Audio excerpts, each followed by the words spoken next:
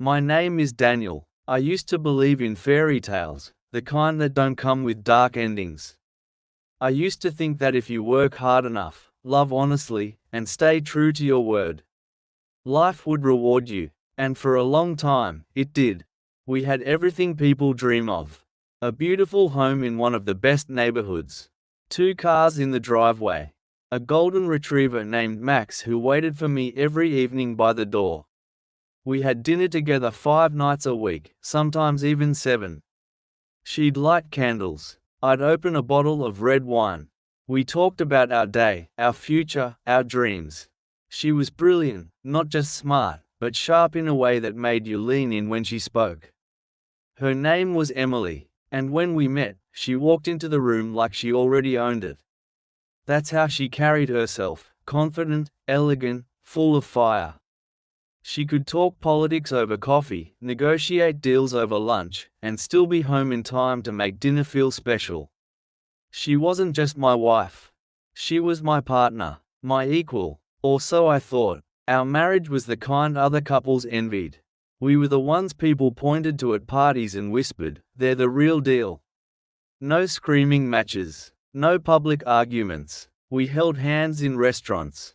Kissed goodbye in the morning. Took weekend trips. Laughed easily. Shared playlists. Built each other up. At least, that's what everyone saw. But there are things you learn about someone only when you live inside their silence. When you notice how often they check their phone. How their eyes drift during conversations. How they smile a little too long at strangers. It wasn't anything big. Nothing you could put your finger on. Just small moments. A missed call. A late meeting. A tired excuse. I told myself it was normal. That all relationships have their quiet storms. That we were still happy. Still whole. Back then, I believed that love was enough. That trust was unbreakable. That we were untouchable. We ran a business together, a boutique marketing firm. I handled the strategy, the numbers, the structure. She brought the charm, the connections, the vision. Together, we were unstoppable. Clients loved us. Employees respected us. The city knew our names. People said we were the perfect couple. And for years, I believed them. I never once imagined that behind her smile, she was building another life. One without me, one where I didn't belong. But back then, back when everything still felt solid, I was just a man in love with a woman he thought he knew. This was our perfect life. The calm before the storm. The silence before the truth. I still remember the way she used to look at me across the room during our early days. Like I was the only one who existed. Like I was her favorite secret. We met at a networking event, both of us fresh out of university and hungry for success. She wore a red dress that night, not flashy, but elegant in the way it hugged her confidence. I walked up to her because she was the only person there not trying to impress anyone.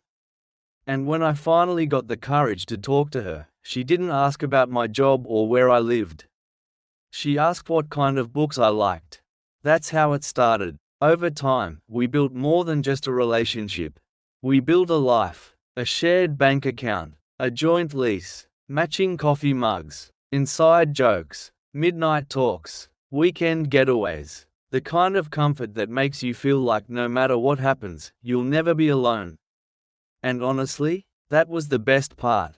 Not the money, not the house, not even the business. It was knowing that after a long day, I could come home and find her waiting. She'd smile, kiss me on the cheek, and ask how my day went. Sometimes I'd tell her everything.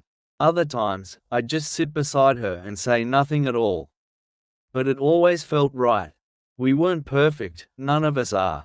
But we were good, we were real, at least. I thought we were. Looking back now, I can see the moments I ignored. The nights she came home late without explanation. The texts she never let me see. The way she laughed a little too easily with certain clients. But back then, I chose to believe the version of her that made me happy. Because doubting her meant doubting everything I built. Everything I loved. Our business grew. Our reputation expanded. We opened a second office. Hired more people. Started working with big-name brands. People called us the golden couple of the city. Magazines featured us. Blogs wrote about us. We were the dream everyone wanted to chase. And every time someone congratulated us, I looked at her and thought, this is it. This is what they mean by having it all. I never saw the cracks. Or maybe I did. Maybe I just didn't want to admit what they meant. There were evenings when she stayed late at the office. When she said she was meeting with investors or closing a deal. I believed her, even when she forgot to call. Even when she forgot our anniversary. Even when her voice sounded different on the phone. Distant. I told myself she was busy. That building something together came with sacrifices. That love wasn't about counting minutes, it was about trusting the person beside you. And so I did. I trusted her completely, until the day I couldn't anymore. But back then, I was still the man who thought he had it all. Still the husband who believed in his wife. Still the partner who would have done anything for her. Still blind. Still naive. Still in love. I remember the last time we had friends over. It was a warm Saturday evening, and we were in the backyard with candles lit, soft music playing, and laughter echoing off the garden walls. Everyone said how lucky we were. How rare it is to find someone who truly understands you. Emily stood by the grill in a white summer dress, flipping burgers like nothing in the world could touch us. She smiled that same smile she always did, the one that made my chest feel full. We toasted that night. To love, to success, to the future, and I meant every word. But even then, something felt just slightly off. She didn't look at me as much as she used to. Didn't reach for my hand when someone told a joke. Didn't laugh quite as loudly at my stories. I told myself it was stress. That running a business together wasn't easy. That sometimes, even the strongest relationships needed space. So I gave her that space. I let her work late. I stopped asking questions. I kept believing. Because what was the alternative? To think that the woman I built my life with was slowly walking away from it? No, I couldn't do that. Not then. I wanted to believe in her. In us. In the idea that love doesn't just disappear overnight. That people don't just change without warning. But they do. Sometimes, they change right in front of your eyes. And you miss it because you're too busy holding on. The truth is, I loved her more than I knew how to say. More than I showed. More than I protected. And maybe that's why I didn't see it coming. Because when you give everything to someone, you stop expecting them to take pieces of themselves and walk away. We used to talk about growing old together. About retiring early. Buying a house by the ocean. She'd read books under the sun while I grilled dinner. Max would nap beside us. The city would fade behind us. It was our dream, a quiet, beautiful ending to a life well lived. But dreams don't mean much if only one person believes in them. Now, when I think back to those nights, the dinners, the laughter, the promises, it all feels like a memory from someone else's life. Like watching a movie where you forget which character you were rooting for. Because now I know what she was hiding. I know whose arms she fell into when I turned off the lights. I know whose voice filled the silence I thought was just exhaustion. But back then, back when I still believed in fairy tales, I was just a man in love with his wife. And she was the woman who broke me. There were moments, small, almost invisible ones, where I felt like a stranger in my own home. Like the time I walked into the kitchen and saw her staring at her phone with a look I didn't recognize. When I asked what was wrong, she smiled and said nothing. And I believed her. Or the night I came home early from a meeting, expecting to surprise her with dinner. But when I opened the door, the house was empty.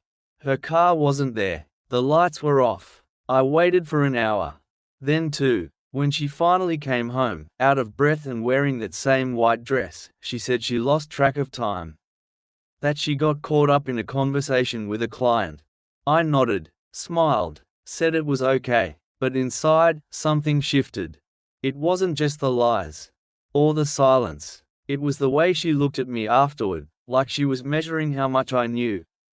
Like she was trying to decide if I could see through the mask she wore so well. But I couldn't. Not yet, because back then, I still believed in her. Even when she stopped believing in us.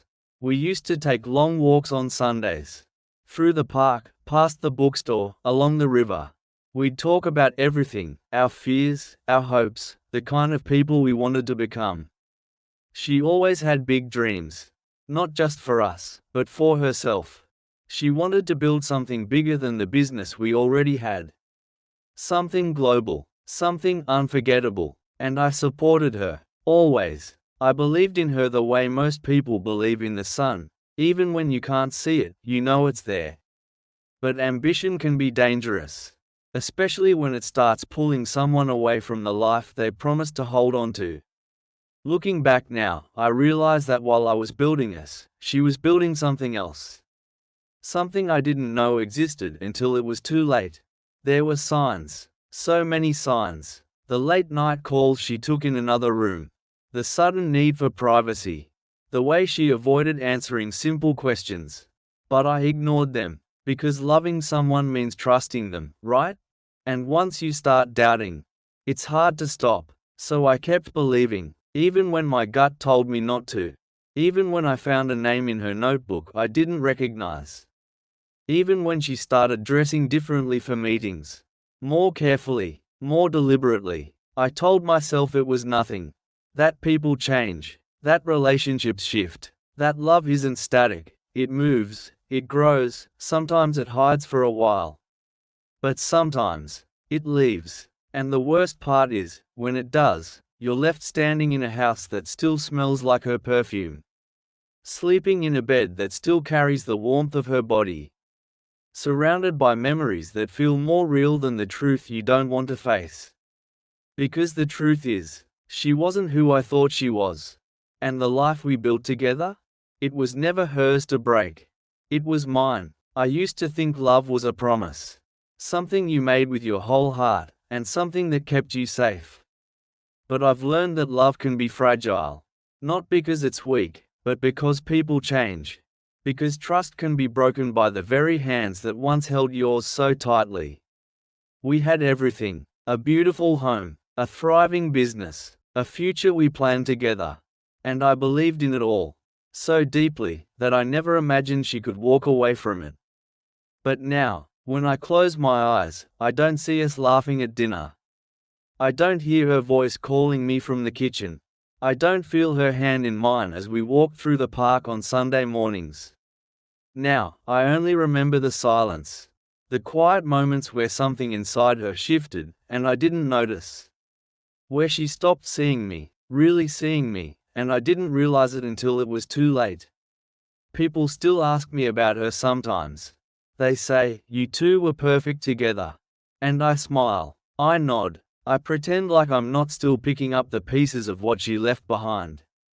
But the truth is, she wasn't perfect, and neither was our life. It just looked that way from the outside. Inside, there were cracks. Small ones at first, then deeper ones. Until one day, the whole thing came crashing down. I didn't see it coming. Maybe I didn't want to. Because loving someone means believing in them, even when they stop believing in you. But here's what I know now. You can't build a life on lies. No matter how beautifully they're wrapped. No matter how many dinners you share or how many candles you light. Eventually, the truth finds its way out. And when it does, it doesn't knock gently. It crashes through the door.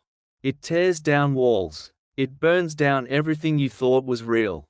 This was our perfect life. The kind that looked flawless from the outside. The kind people envied. The kind that fooled even me. But now I see it for what it truly was. A house built on sand. One storm away from falling apart. It started with a single message. I wasn't looking for it. I wasn't suspicious. I wasn't the kind of man who checked phones or asked too many questions. I believed in trust, even when it was already slipping through my fingers. But that night, she left her phone on the kitchen counter. Just like that. No password-locked screen, no rush to pick it up. She walked into the bathroom and shut the door behind her. And there it sat, her phone, still glowing, the screen lit up with a notification.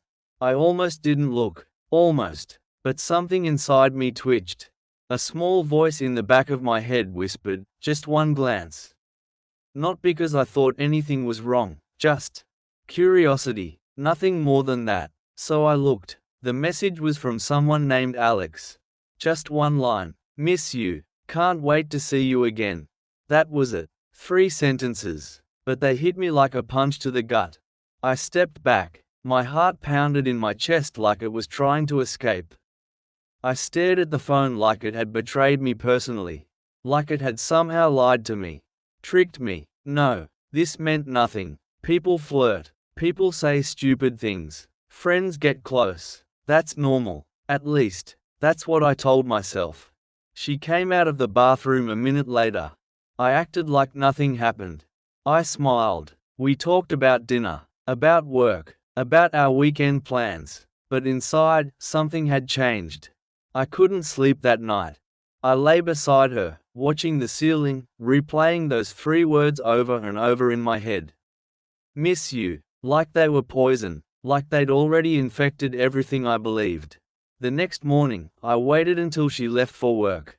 Then I went through her laptop. Not aggressively, not like an investigator, more like someone searching for proof that their world was still intact. And what I found confirmed my worst fear. There was a folder labeled personal, not hidden, but tucked away behind layers of other files. Inside, there were photos. Photos of her, but not alone. In every picture, she was smiling, laughing, touching someone else's hand, standing too close, looking at him the way she used to look at me. One photo was taken in a hotel room, another outside a restaurant we'd never gone to together. There he was, this Alex guy. Young, confident, wearing a smirk that made me want to punch the screen. I closed the laptop, sat on the floor, took a breath, then another, and another, because if I stopped breathing, maybe I wouldn't feel the pain. Maybe I could pretend none of this was real. But denial only lasts so long. Over the next few days, I started noticing things. Small things, things I should have seen before. The way she always said she had meetings with clients, but now I knew some of them weren't clients at all. The way she never let me see her phone anymore. How she started dressing differently, not for me, not for work, but for him. Always fresh makeup, perfume, new clothes. She thought I didn't notice. She thought I trusted her. And I did. God help me, I still did. But I couldn't ignore the facts anymore. I started paying attention to her habits. Quietly, carefully. When she said she was working late, I checked the office security feed. She wasn't there. When she said she was meeting investors, I called the office manager. They hadn't scheduled any meetings. She was lying, again and again, right to my face. And yet, I stayed silent, because once you start doubting someone, it changes the way you see them.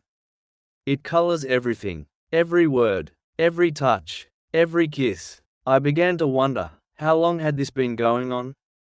Months? Years? Was I just a cover? A distraction while she built another life with someone else? I wanted to confront her. I wanted to scream, to cry, to beg her to tell me the truth. But I didn't. Instead, I became quiet. Cold, even. I watched. I listened. I collected pieces of a puzzle I didn't want to solve. And with every new piece, the ground beneath me cracked a little more. I remember one night, we were sitting at the dining table, eating pasta, listening to jazz. She reached across the table and touched my hand. Said she loved me. I looked at her, into her eyes, and I saw nothing. No guilt, no regret, just emptiness. She could lie to me so easily because she no longer felt anything.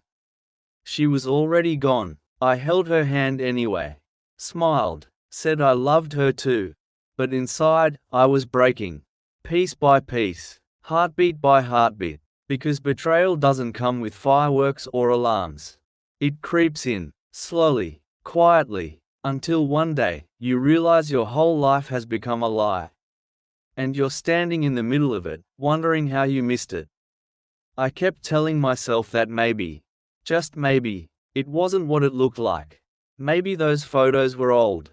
Maybe she was just being friendly. Maybe Alex was nothing more than a business partner who got too close. But deep down, I knew better. Because people don't look at each other like that unless there's something real between them. Unless they've shared things no one else knows about. Unless they've built something in secret, something meant to stay hidden from the person who thinks they're loved the most. And I was that person. I became obsessed with finding more.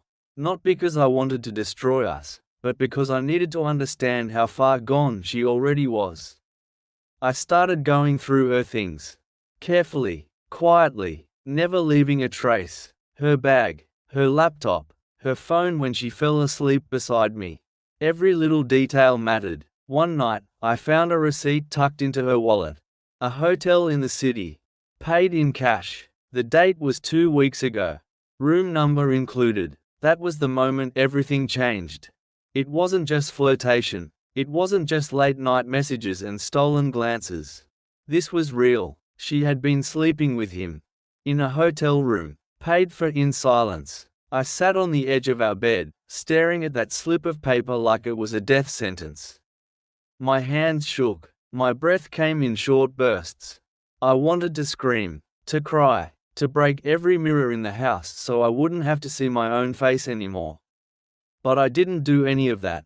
Instead, I slipped the receipt back into her wallet, closed the drawer, tucked away the pain, and I waited. For days, I watched her. Watched how she moved through life like nothing had changed. Like she hadn't already left me behind. I tried to remember what it felt like when she used to look at me with love. When her touch meant something. When her voice carried warmth instead of distance. Now, every time she said I love you, it felt like a blade twisting deeper. And still, I stayed silent. Because part of me was afraid. Afraid of what would happen if I confronted her. Afraid that once I said the words out loud, once I accused her, the truth would become too heavy to carry. So I buried it. I locked it inside me. And let it grow. There was another night, a week after I found the receipt. We were sitting on the couch, watching TV. She leaned her head on my shoulder. Whispered that she was tired. I kissed her forehead. Told her to go to sleep. She did. But not before checking her phone one last time. Not before typing a message. Not before smiling at the screen like someone on the other end was waiting for her. And I saw it, just for a second, before she locked the screen. Good night, beautiful. From him again. I closed my eyes, pretended to read a book while she slept beside me. But inside, I was screaming. I wanted to wake her up. To ask her why. To demand answers. To make her feel even a fraction of the pain I was drowning in. But I didn't, because now I understood something new. She wasn't just betraying me. She was living a double life. One where I was just a background character. One where he was the leading role. And worst of all, she thought I'd never find out. She thought I was blind. Naive. Too in love to see the truth. But I saw it now. Every smile she gave him. Every lie she told me. Every moment she spent building a future without me. And I realized something else too. I couldn't save this marriage. Because it was already gone. But I could do something else. Something worse. I could watch. I could learn. I could wait. Until the day came when I held all the cards. And then, I could make her pay. I started sleeping with one eye open. Not literally, I still closed my eyes at night. Still lay beside her in the same bed we bought together. But now, every breath she took felt like a secret. Every shift in her sleep felt like a lie. I began to notice things I never paid attention to before. Like how often she checked her phone under the table during dinner. How she would pause mid-conversation if I walked into the room while she was on a call. How her voice changed when she spoke to him. Softer, warmer, full of something she hadn't given me in months. And yet, outwardly, nothing changed. We still went out for coffee. Still held hands in public. Still smiled for photos. Still played the perfect couple in front of the world. But behind closed doors, she was already gone. I remember one morning, it was raining outside, and the sky looked grey even inside our home. She stood by the window, wrapped in a robe, sipping tea. Her hair was still damp from the shower. She looked beautiful, dangerous, even. I watched her from across the room. She didn't know I was awake. Didn't know I was watching. She pulled out her phone, tapped the screen, smiled, just a small one, barely noticeable, but I saw it. That smile wasn't for me. It was for him. I wanted to scream, to rip the phone from her hands and demand answers, to make her look me in the eyes and tell me the truth. Instead, I stayed silent. Because now I understood, this wasn't just about betrayal. This was about control. She thought she could have both. Thought she could keep me close while building a life with someone else. Thought I wouldn't notice. But I did. And worse than that, I was starting to understand how deep this really went. Over the next few days, I dug deeper.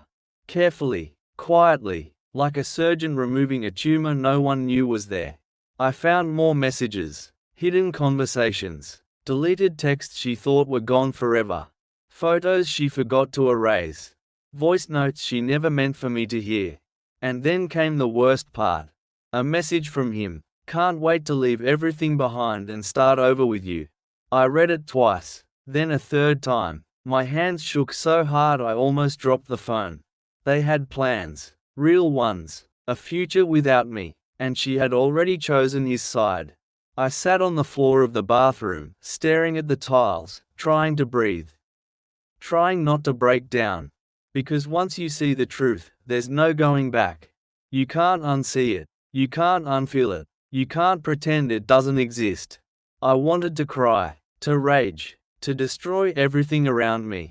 But instead, I did the hardest thing of all. I walked back into the kitchen, poured myself a cup of coffee, smiled when she asked if I slept well. And I said yes, because now I knew what I had to do. I couldn't fight her head on. Not yet. I couldn't accuse her without proof, without strategy, so I let her believe she was winning.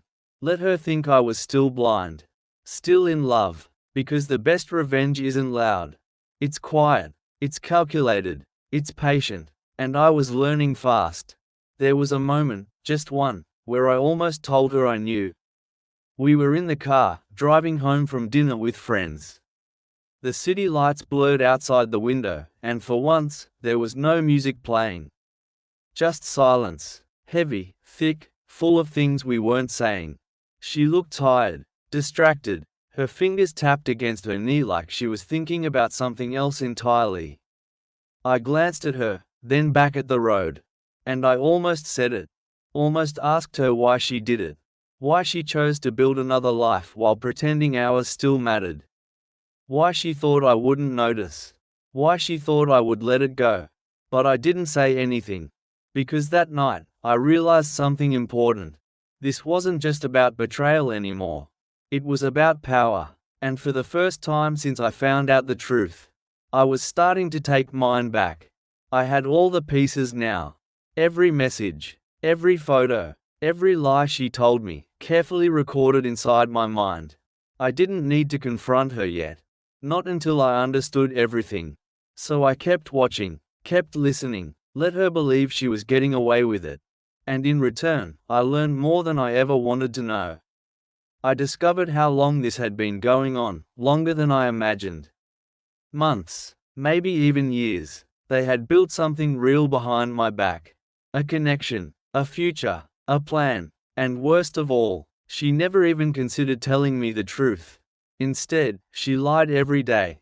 Smiled through breakfast, kissed me goodnight, told me she loved me like it meant something. And I let her, because now I understood, love doesn't die all at once. It fades, slowly, quietly, until one day, you realize you're holding on to nothing at all. That's when I made a decision. I wouldn't beg her to stay.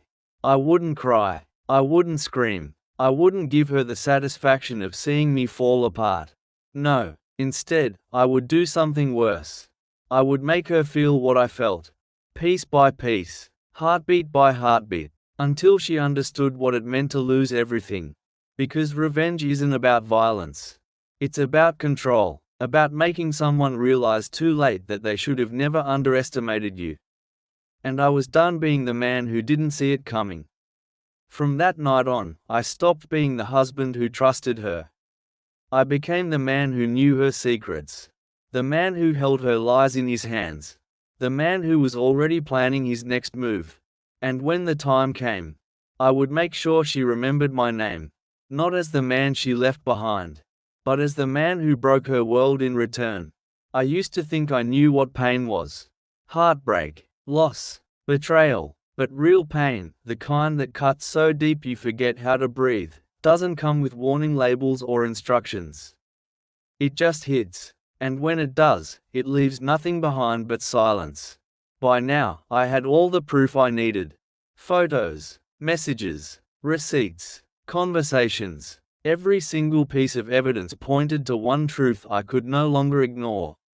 She was gone, not just emotionally, physically, mentally, spiritually. She had already left me behind. And still, she came home every night like nothing had changed.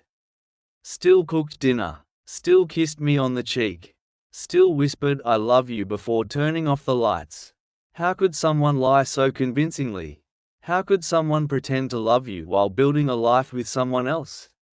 I didn't understand, not then, maybe not ever, but I did know this: I couldn't keep pretending anymore. So I stopped smiling at her lies. Stopped touching her hand across the table. Stopped playing the part of the loving husband who didn't know the truth. And for the first time in months, I let myself feel everything. The anger, the sadness, the humiliation. I felt like a fool. Like the last person to realize the joke was on me. Everyone around us saw us as the perfect couple. Successful, stable, happy. And here I was, standing in the middle of our beautiful house, surrounded by memories and furniture we picked out together, realizing that none of it mattered to her anymore. That I didn't matter to her anymore. There were nights I didn't sleep at all. Just sat by the window, staring at the city lights, trying to make sense of how everything fell apart so quietly. Because betrayal doesn't knock on your door. It doesn't scream its name from the rooftops.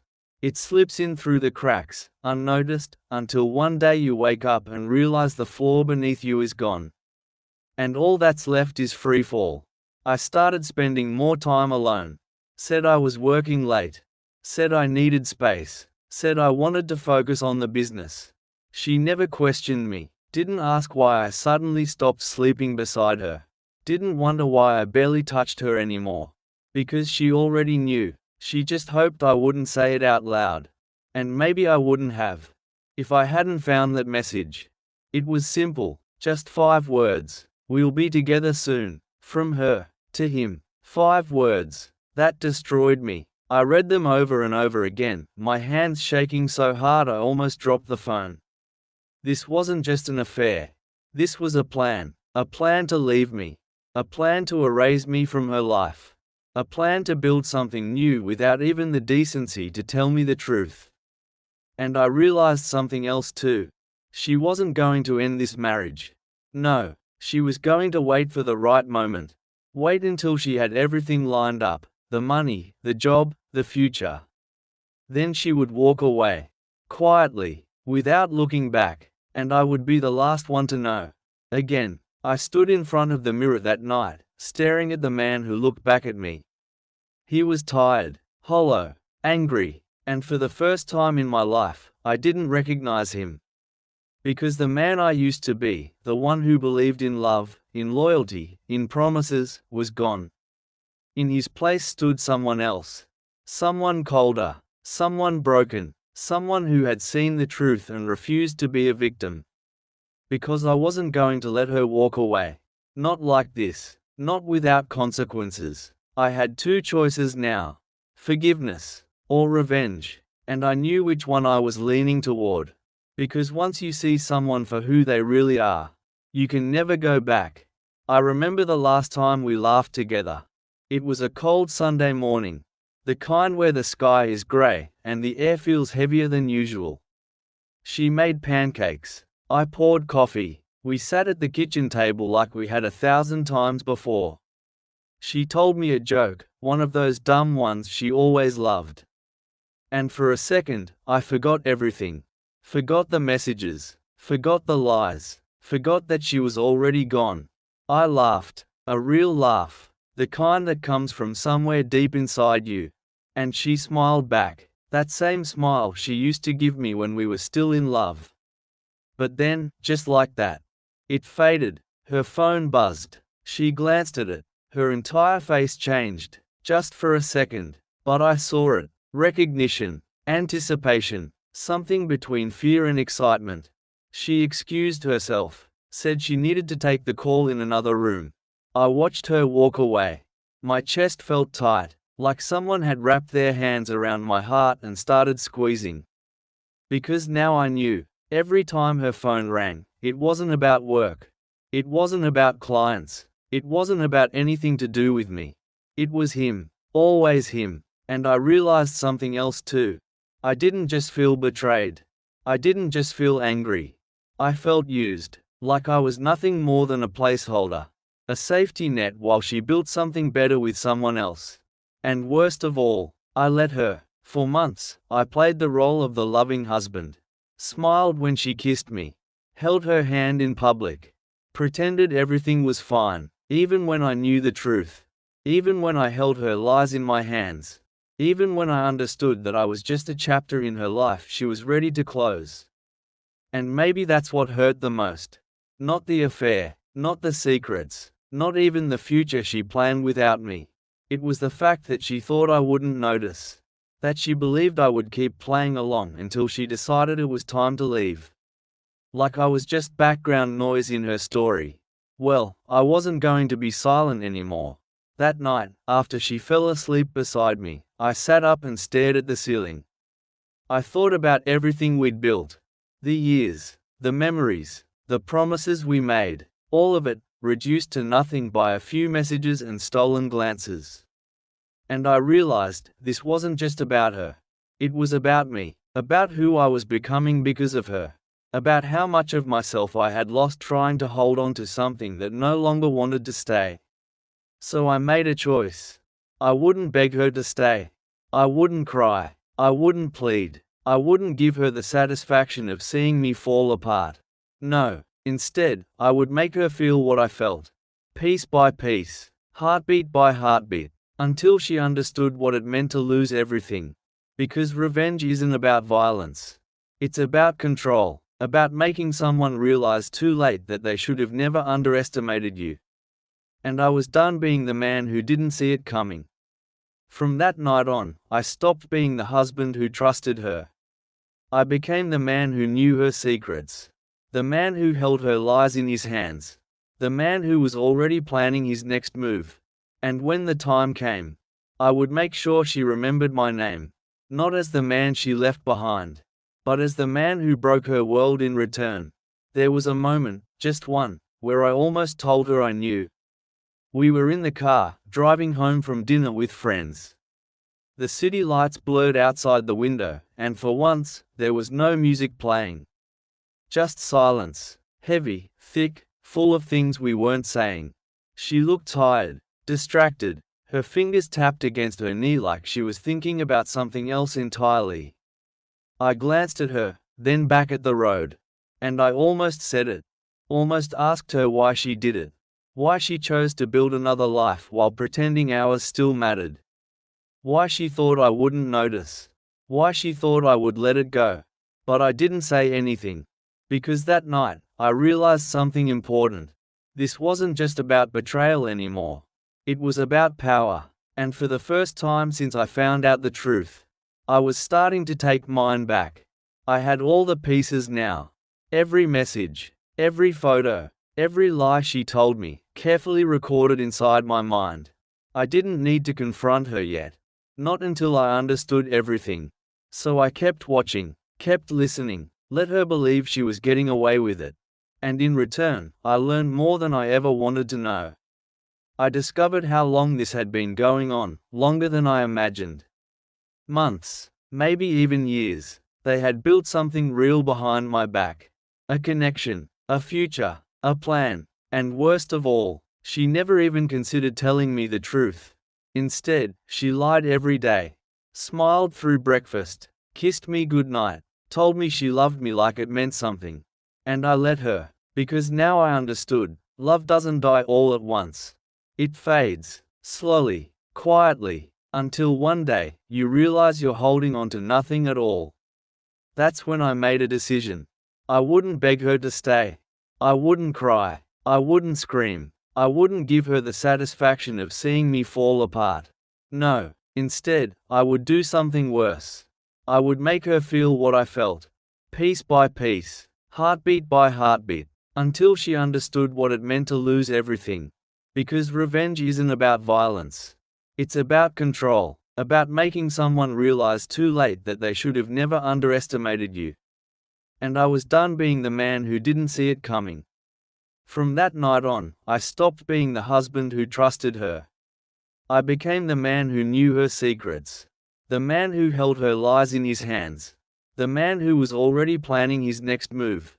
And when the time came, I would make sure she remembered my name. Not as the man she left behind, but as the man who broke her world in return. There was a night, the kind that stays with you forever. She came home late, again. I was sitting on the couch, not watching TV, just staring at the wall like it had answers I couldn't find. She walked in with that same look she always wore when she'd been with him. Not guilt, not fear, just distance. She smiled when she saw me. A tired one, said she was exhausted, said there was too much work today. Too many meetings, too many emails. I didn't respond, I just looked at her. Really looked at her. And for the first time, I didn't see my wife anymore. I saw someone else, someone who had already made her choice, someone who no longer saw me as her future. I wanted to ask her so many things. When did it start? How long had she been planning to leave? Did she ever love me? Or was I just convenient? But I didn't say any of it. Instead, I stood up and walked past her without a word. She called out my name, but I didn't turn around. I went into the bedroom we used to share and closed the door behind me. And then, finally, I let go. The tears came first, silent at first, then harder, shaking my entire body. Then the anger, the rage, the pain. I threw my phone across the room, watched it hit the wall and crack. I punched the mattress until my knuckles hurt. I screamed into the pillow until my voice was gone. Because what else could I do? There was no undoing this. No going back. No fixing something that had already rotted from the inside. I spent hours sitting on the floor, staring at nothing. Thinking about all the nights she told me she loved me while her heart belonged to someone else. All the dinners we shared where she laughed like nothing was wrong. All the times I held her hand and believed we were still real. And now I knew, every single moment was a lie. And yet, I still felt something for her. Not love, not anymore, but something close to grief. Like mourning someone who's still alive but no longer yours. That's what betrayal does. It doesn't just break your heart. It steals pieces of your past and makes you question everything you thought was true. I kept asking myself the same question over and over again. Why didn't she just tell me? Why didn't she end it before she started building another life? Why didn't she have the decency to be honest? But I already knew the answer. Because she didn't care enough to hurt me directly. She cared just enough to keep me close while she walked away slowly. And that might have been worse. Because now I had two choices. Let her win, or make sure she lost everything. And I was starting to understand which one I wanted more. The next morning, I woke up feeling like a stranger in my own skin. She was already in the kitchen when I walked in. The smell of coffee filled the air, and she was pouring herself a cup like nothing had changed. I stood there for a moment, watching her move through our home like it still belonged to both of us. But it didn't, not anymore. I sat down at the table without saying a word. She looked at me, then back at her phone. Her fingers tapped the screen. A small smile touched her lips. Another message from him. I wanted to reach across the table and rip the phone from her hands. To scream at her to look at me. Really look at me. Instead, I stayed silent. Because now I understood, silence was power. Words were easy. Lies were easier. But silence? Silence made people nervous, made them question themselves, made them wonder what you knew. And I knew everything. I watched her drink her coffee, saw how she avoided looking at me for too long, how she kept checking her phone between sips, how her body language shifted whenever she thought I wasn't paying attention. She was waiting, waiting for the right time to leave, waiting until she had everything lined up. And I realized something else too. She was afraid, not because she felt guilty, not because she regretted what she'd done, but because she could feel the shift in the air. She could sense that I was no longer blind. And that scared her, so I let her feel it.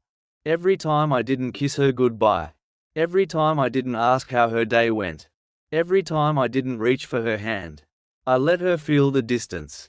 Let her feel the weight of the truth pressing down on her shoulders. And slowly, she started to crack. One night, she tried to talk to me, said we needed to reconnect, said she missed us, said she wanted things to go back to the way they were. But I just looked at her, and I said one thing: "You already left me." Her face changed, just slightly, but I saw it. She opened her mouth to say something, then closed it again, because there was nothing she could say that would fix this. Nothing she could do that would erase what she'd done.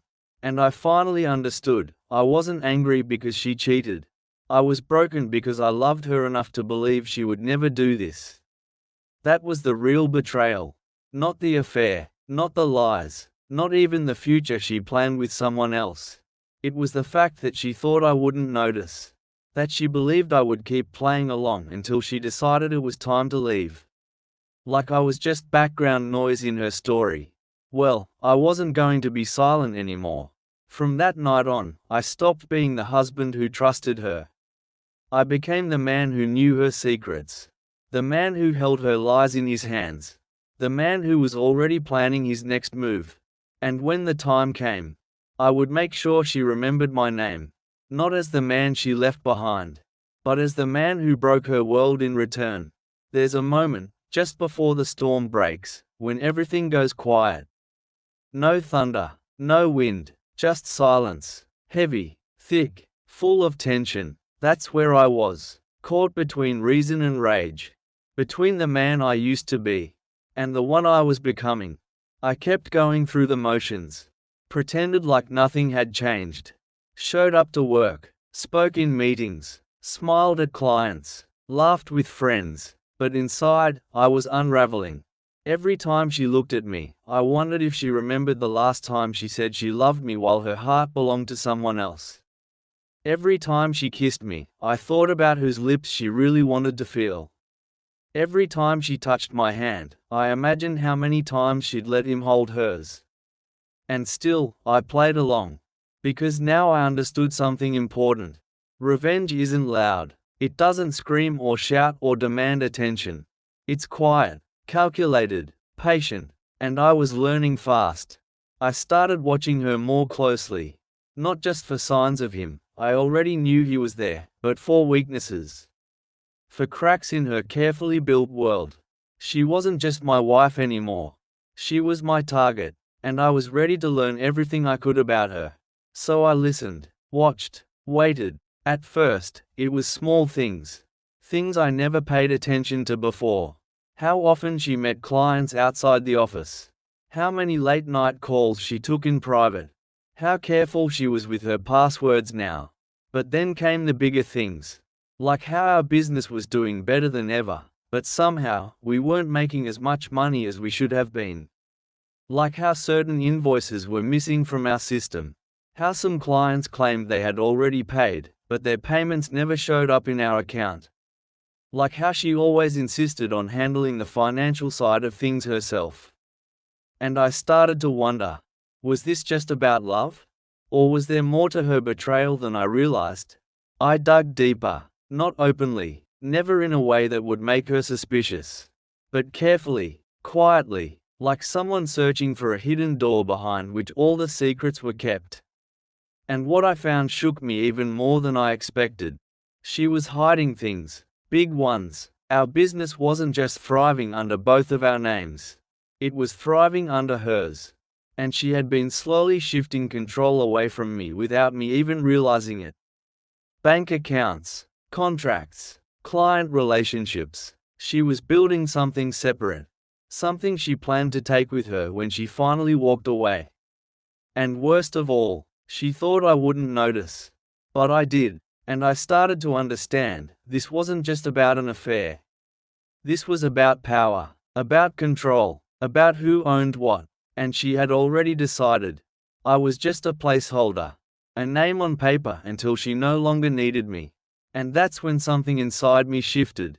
The pain didn't go away. The anger didn't fade, but I stopped seeing myself as a victim. Because victims don't get to choose how the story ends. Winners do. So I made a choice. I wouldn't confront her, not yet, wouldn't give her the satisfaction of seeing me break. Instead, I would watch, learn, prepare, because once you see someone for who they really are, you stop playing by their rules. And I was done letting her win. I remember the first time I truly felt like a stranger in my own home.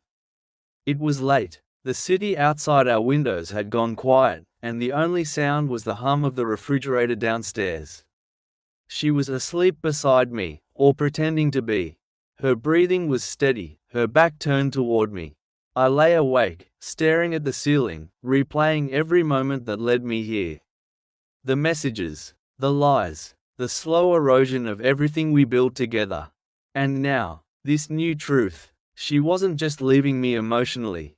She was stealing pieces of my life while I still lived inside it. I wanted to scream, to shake her awake and demand answers, to make her look me in the eyes and tell me why she thought she could do this. But I didn't. Instead, I did something worse. I stayed silent, because silence is the loudest weapon when someone thinks they've already won. So I watched her more carefully than ever before, listened to the way she spoke during meetings, watched how she handled clients, noted who she trusted, and who she kept close.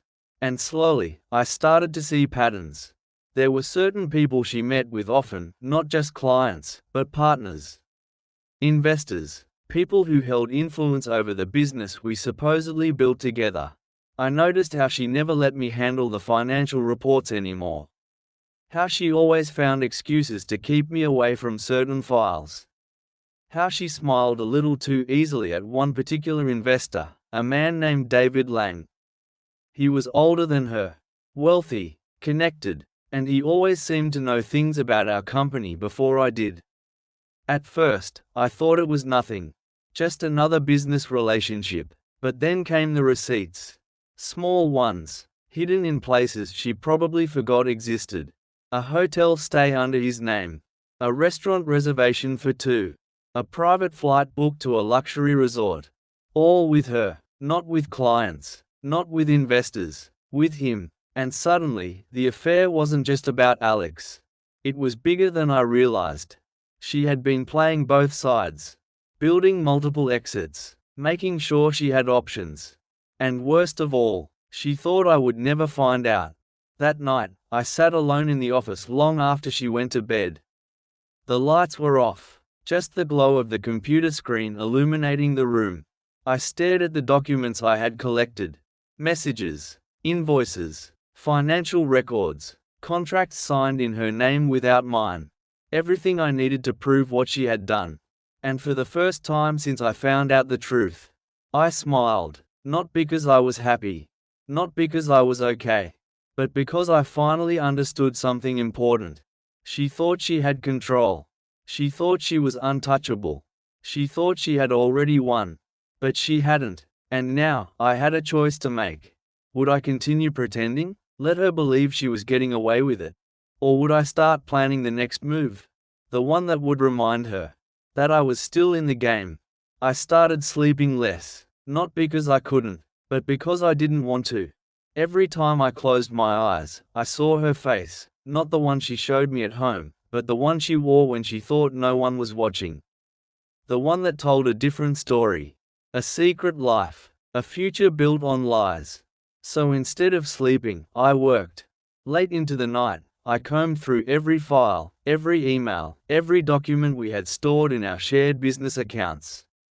I learned how to read between the lines of financial reports, how to spot discrepancies in invoices, how to follow money trails that led straight to her hidden decisions. And with every new discovery, my plan grew clearer. I wasn't just angry anymore. I was focused, because anger fades. It burns hot and then dies out, leaving only smoke behind. But purpose? Purpose lasts. It builds itself into your bones, into your breath, into the way you look at someone who used to mean everything. And now, every time I looked at her, I didn't see the woman I loved. I saw an opponent, someone who underestimated me, someone who thought I wouldn't fight back, someone who believed I would let her walk away without consequence. She had made a mistake. A big one. She assumed I was too broken to notice what she was doing. That grief would keep me distracted long enough for her to disappear with everything she wanted. But what she didn't understand was that pain can be fuel, and I was burning hotter than ever before.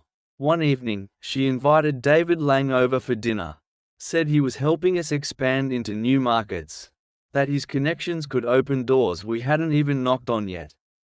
I agreed, smiled, said it sounded like a good idea. But inside, I was already planning.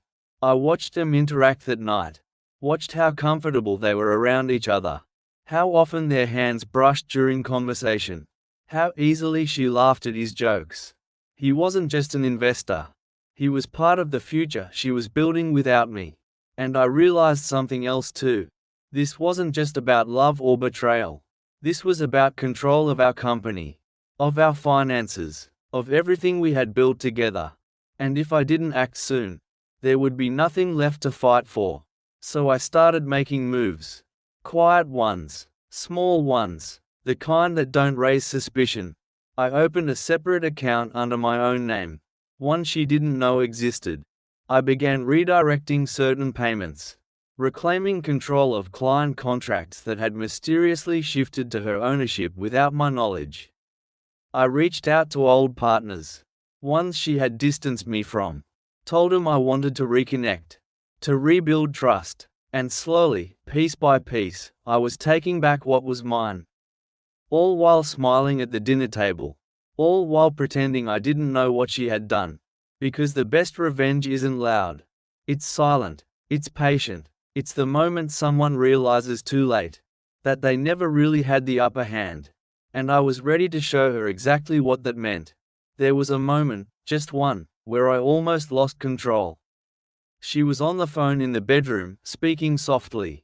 Too softly for me to hear every word. But I caught enough. I know, soon, just need a little more time. Her voice was different, not cold, not distant. It was warm, almost tender. And it made my stomach twist. Because I knew who she was talking to. Not Alex, not anymore. This was David, the man who had become more than just an investor, more than just another name in our business world. He was her next move, her backup plan, her future. And I realized something else too. She wasn't just planning to leave me. She was planning to take everything with her. Our company, our clients, our reputation. And worst of all, she thought I wouldn't fight back. But I did, just not the way she expected. Instead of confronting her, I went deeper. I started building my own network. Quietly, carefully, people who still respected me. Partners who remembered that this business wasn't hers alone. I reached out to old clients. Ones who had quietly disappeared from our roster after she took over certain accounts. I asked them what happened. Why they left, and slowly, I began to understand. Some were pressured, others were misled, a few were even threatened. And suddenly, the picture became clearer. She hadn't just been stealing my life piece by piece. She had been rewriting history, making herself the sole architect of everything we built together. And I let her think she got away with it. Because now, I had proof. Enough to ruin her, enough to expose everything. And I was waiting for the right moment. That night, she came into the kitchen while I was making coffee. She looked at me like she was trying to read my mind. "Are you okay?" she asked. I smiled, nodded, "Just tired." She stepped closer, kissed me on the cheek. Her perfume filled the air around us. And for a second, I almost forgot how deeply she had betrayed me.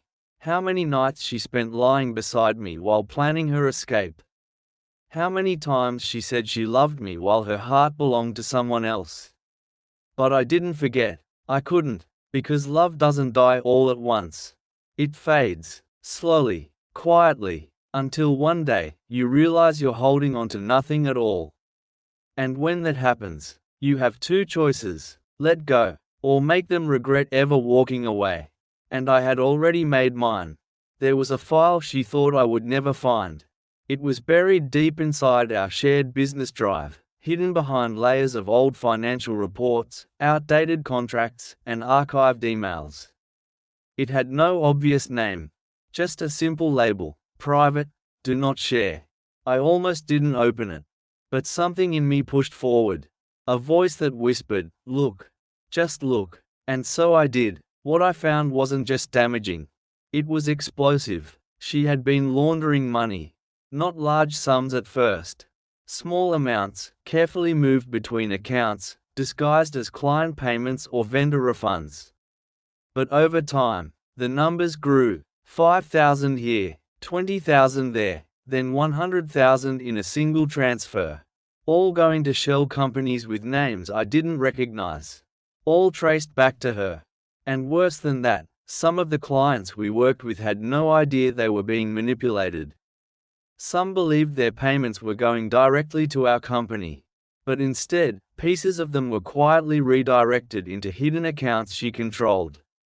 This wasn't just betrayal, this was fraud, on a scale I hadn't even imagined.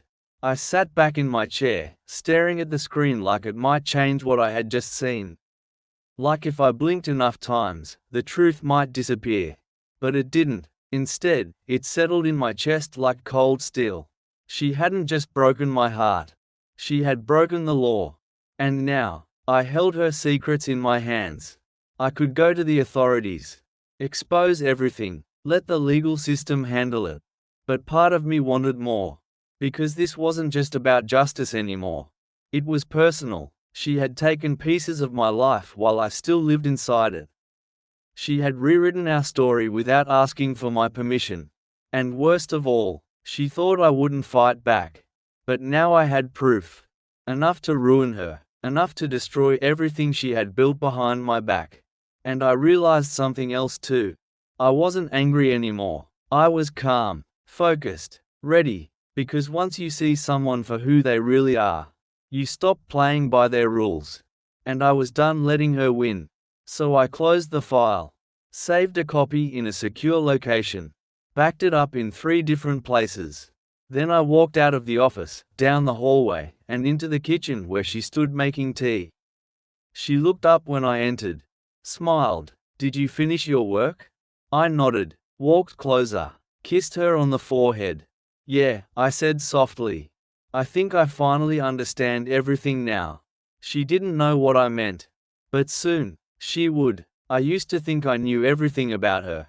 Her favorite books, her childhood fears, the way she liked her coffee in the morning. I knew how she smiled when she was nervous, and how she tucked a loose strand of hair behind her ear when she was thinking too hard. But what I didn't know was far more dangerous than anything I could have imagined. The file I found, the one she thought was hidden forever, was just the beginning. Once I had that first piece of evidence, it opened a door I couldn't close. And behind it, there were more secrets. Deeper ones, darker ones. She had been hiding things from me for years. Not just the affair, not just the lies, but real crimes, financial manipulations, fraudulent transactions, false contracts, fake invoices. All designed to shift money away from our shared business and into accounts only she controlled. At first, I tried to convince myself there was an explanation. Maybe she was trying to protect us. Maybe she was preparing for something big. Maybe this wasn't what it looked like. But the numbers didn't lie. Thousands of dollars, then tens of thousands, then hundreds, all carefully moved between companies with names that meant nothing. Companies I had never heard of. Companies that existed only on paper. Shell corporations. Ghost businesses. Phantom clients. All part of a web she built in silence while I still believed we were building a life together. And the worst part? Some of our most trusted partners didn't even know they were being used. Clients who thought they were paying for services we provided. Investors who believed their funds were going directly into our company's account. Employees who worked under the assumption that our business was thriving. But so much of it was smoke and mirrors. Because she wasn't just stealing from me. She was stealing from everyone who trusted her. And now, I held the truth in my hands. I remember sitting at my desk late that night, staring at the screen, my fingers trembling as I scrolled through the documents she never meant for me to see. My heart pounded like it was trying to escape. My breath came in short bursts. I felt like I was drowning in something deeper than betrayal. This wasn't just about love anymore. This was about control, about power, about who really owned our lives. And I realized something else too. She hadn't just broken my trust. She had broken the law. Multiple times. In multiple ways. And I had the proof. Not just messages. Not just photos. Not just receipts. I had financial records. Signed documents. Email exchanges. Bank statements. Enough to ruin her. Not just emotionally. Not just socially. But completely. And for the first time since I found out about the affair, I stopped feeling like the victim. Because now I had leverage. Real leverage. And I understood something important. People like her, people who build their lives on deception, don't expect to be exposed by the person they thought they could manipulate the most. They assume you'll stay silent.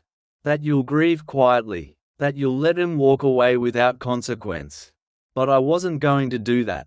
No, now I had two choices. Expose everything and let the system handle it. Or use what I found to make her feel exactly what she made me feel. Piece by piece, heartbeat by heartbeat, until she understood what it meant to lose everything. And I was starting to understand which one I wanted more. I started seeing her differently after that night. Every time she spoke, I listened not just to her words, but to what she wasn't saying.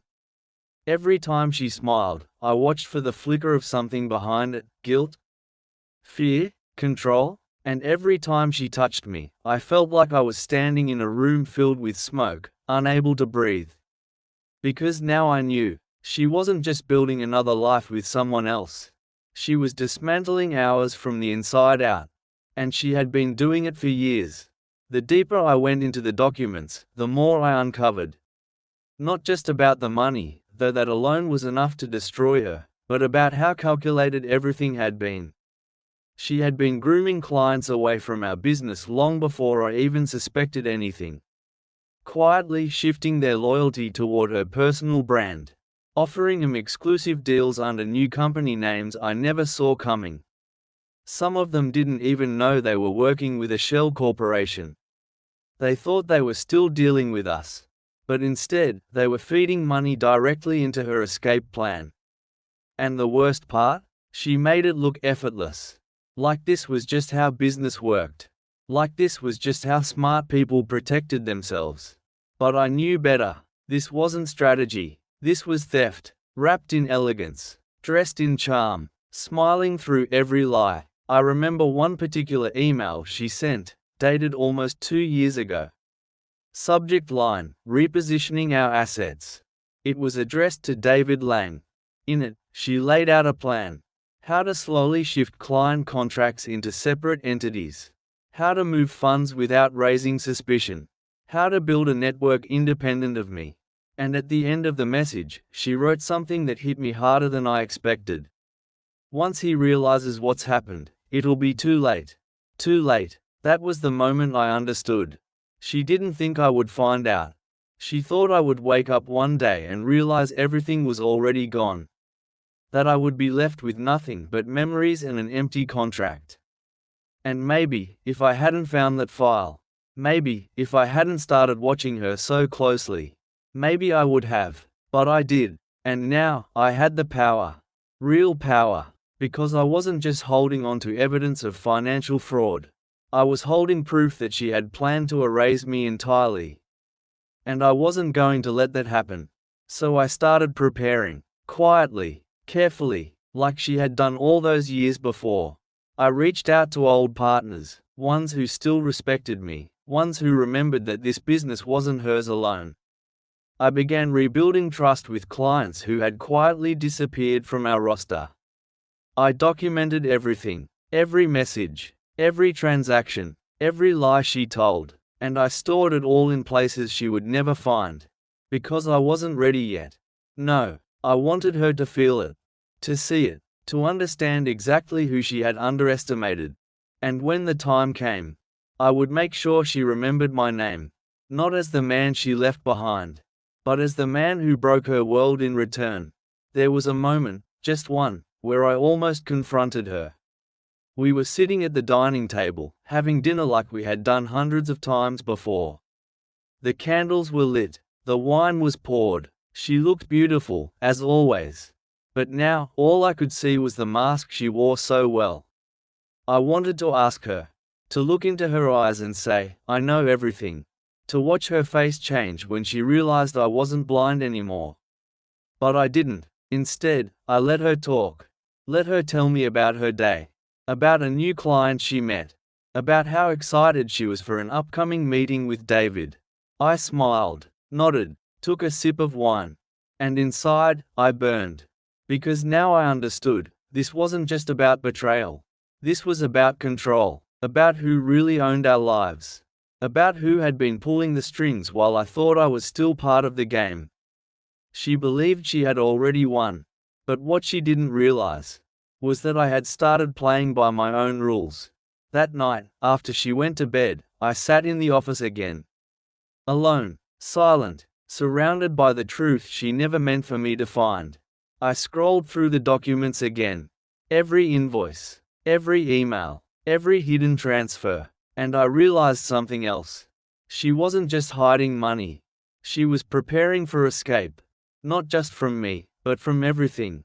She had built herself a safety net so strong, so carefully constructed, that if she disappeared tomorrow, there would be nothing left to tie her to this life. No contracts in my name. No financial records showing my involvement. No proof that I ever had any real power in the business we built together. Just smoke, mirrors, and a trail of lies that led straight to her. And yet, she had made one mistake.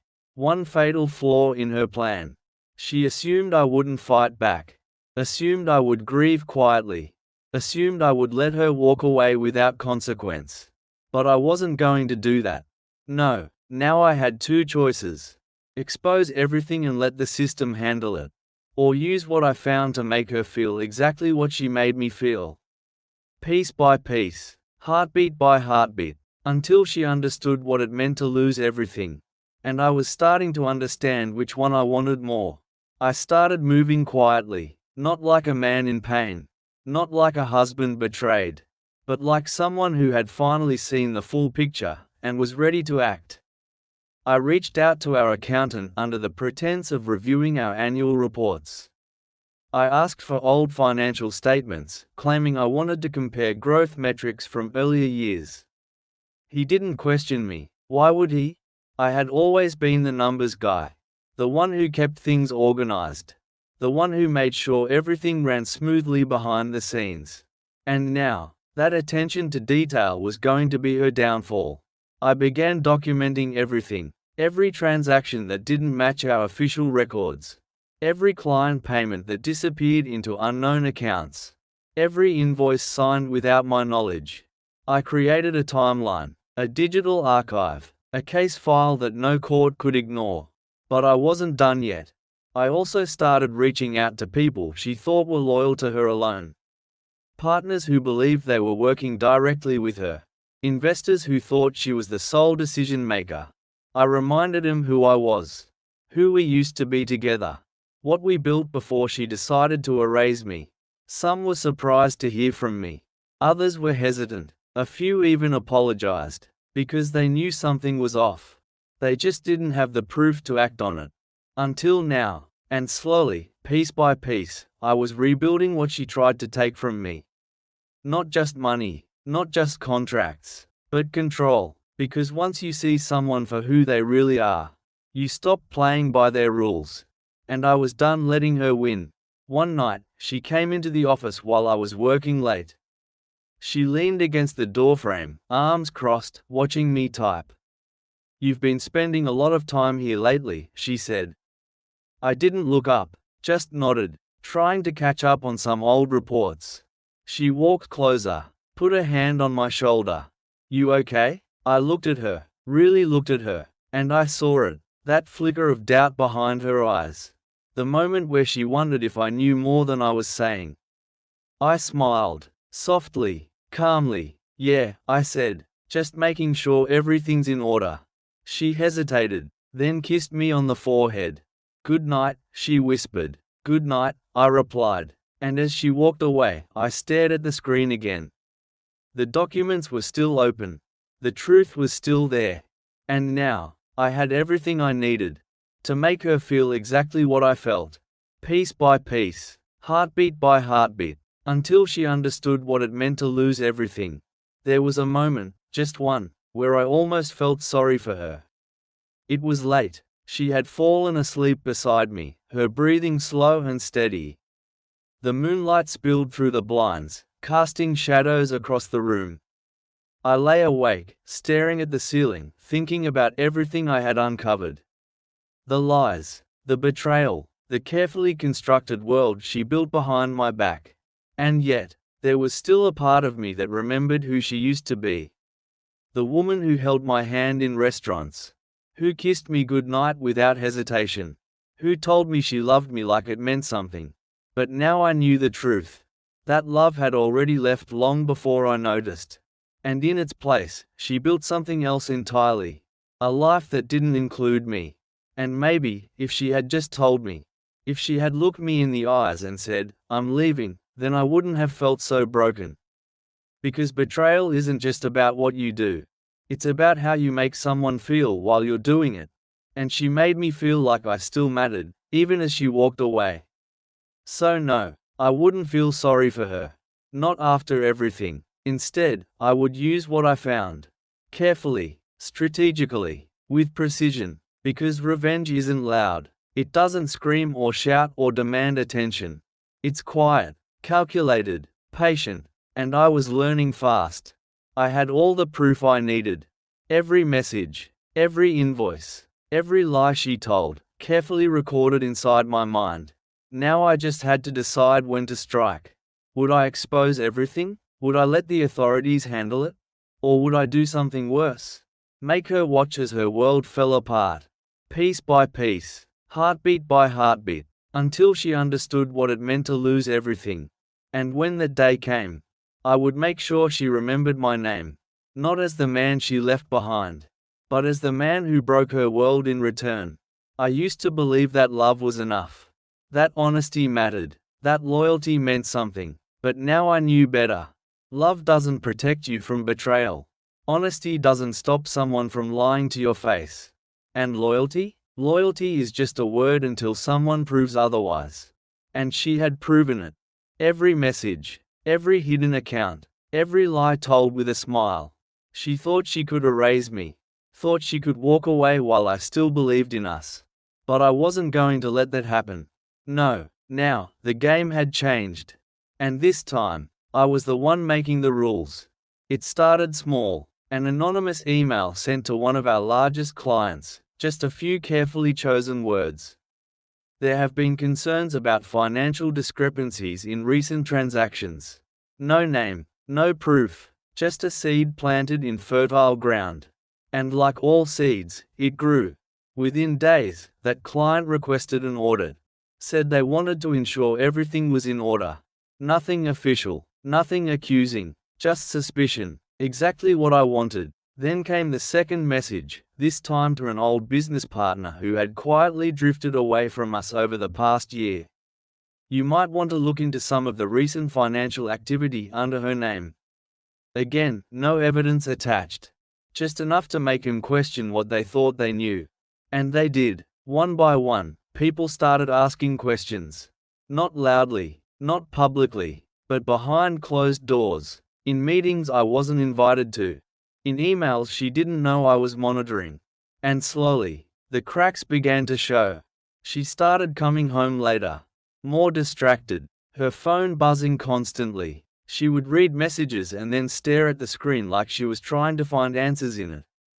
I watched her closely, watched how her posture changed when she thought I wasn't looking, how she paced the house late at night, how she whispered into her phone during calls she assumed I couldn't hear. She was starting to feel it. The pressure, the uncertainty, the slow erosion of control. And I loved watching it happen. Because for months, I had lived inside her silence, forced to carry the weight of her lies without knowing the full truth. Now, it was my turn. My turn to make her question everything. To wonder if she was being watched. To doubt who really held the power. And best of all, she never suspected me, never once looked at me and thought, he knows. Never saw the quiet war one had already won before the battle even began. Because I wasn't loud, I wasn't reckless, I wasn't desperate, I was patient, and patience wins wars, so I kept playing my part. Smiled when she asked how my day went, kissed her on the cheek when she left for meetings, pretended like nothing had changed, even as I dismantled her world piece by piece. Because revenge isn't about violence. It's about control, about making someone realize too late that they should have never underestimated you. And I was done being the man who didn't see it coming. From that night on, I stopped being the husband who trusted her. I became the man who knew her secrets. The man who held her lies in his hands. The man who was already planning his next move. And when the time came, I would make sure she remembered my name. Not as the man she left behind, but as the man who broke her world in return. It started with one client, then another, then a third. They didn't accuse her outright. No one ever does at first. But they asked questions, small ones, innocuous ones. Can we get a detailed breakdown of recent payments? We've heard some concerns about internal financial practices. Is everything still under your control? She brushed them off at first. Smiled, reassured them, said it was just routine business adjustments. Nothing to worry about. But I knew better, and so did they, because once doubt is planted, it grows like wildfire. Quietly at first, then faster, until the whole structure starts to tremble. I watched her struggle to contain it. Watched how she tried to reassure people without giving away that something was wrong. She called meetings, sent emails, tried to re-establish trust where she thought none had been lost. But the damage was already done, and I hadn't even made my second move yet. That came in the form of a whistleblower report. Anonymous, of course, just enough information to raise red flags without pointing fingers. Enough to make someone curious. Enough to make someone investigate. I sent it to a regulatory body, not the full truth, but enough to trigger an inquiry. A small one, something subtle, the kind that doesn't make headlines but leaves behind paper trails and uncomfortable questions. And within days, the pressure began to build. A call from our accountant, a message from our legal team, a quiet inquiry about certain financial records. She didn't know what was happening. Not exactly, but she felt it, like standing in a room where the air is slowly being sucked out. And still, she smiled. Still played the part. Still acted like everything was fine. But I could see it now. The way her hands shook slightly when she poured coffee. How she checked her phone obsessively, as if waiting for someone to tell her everything would be okay. No one did, because no one knew who was behind it. And that's what scared her the most.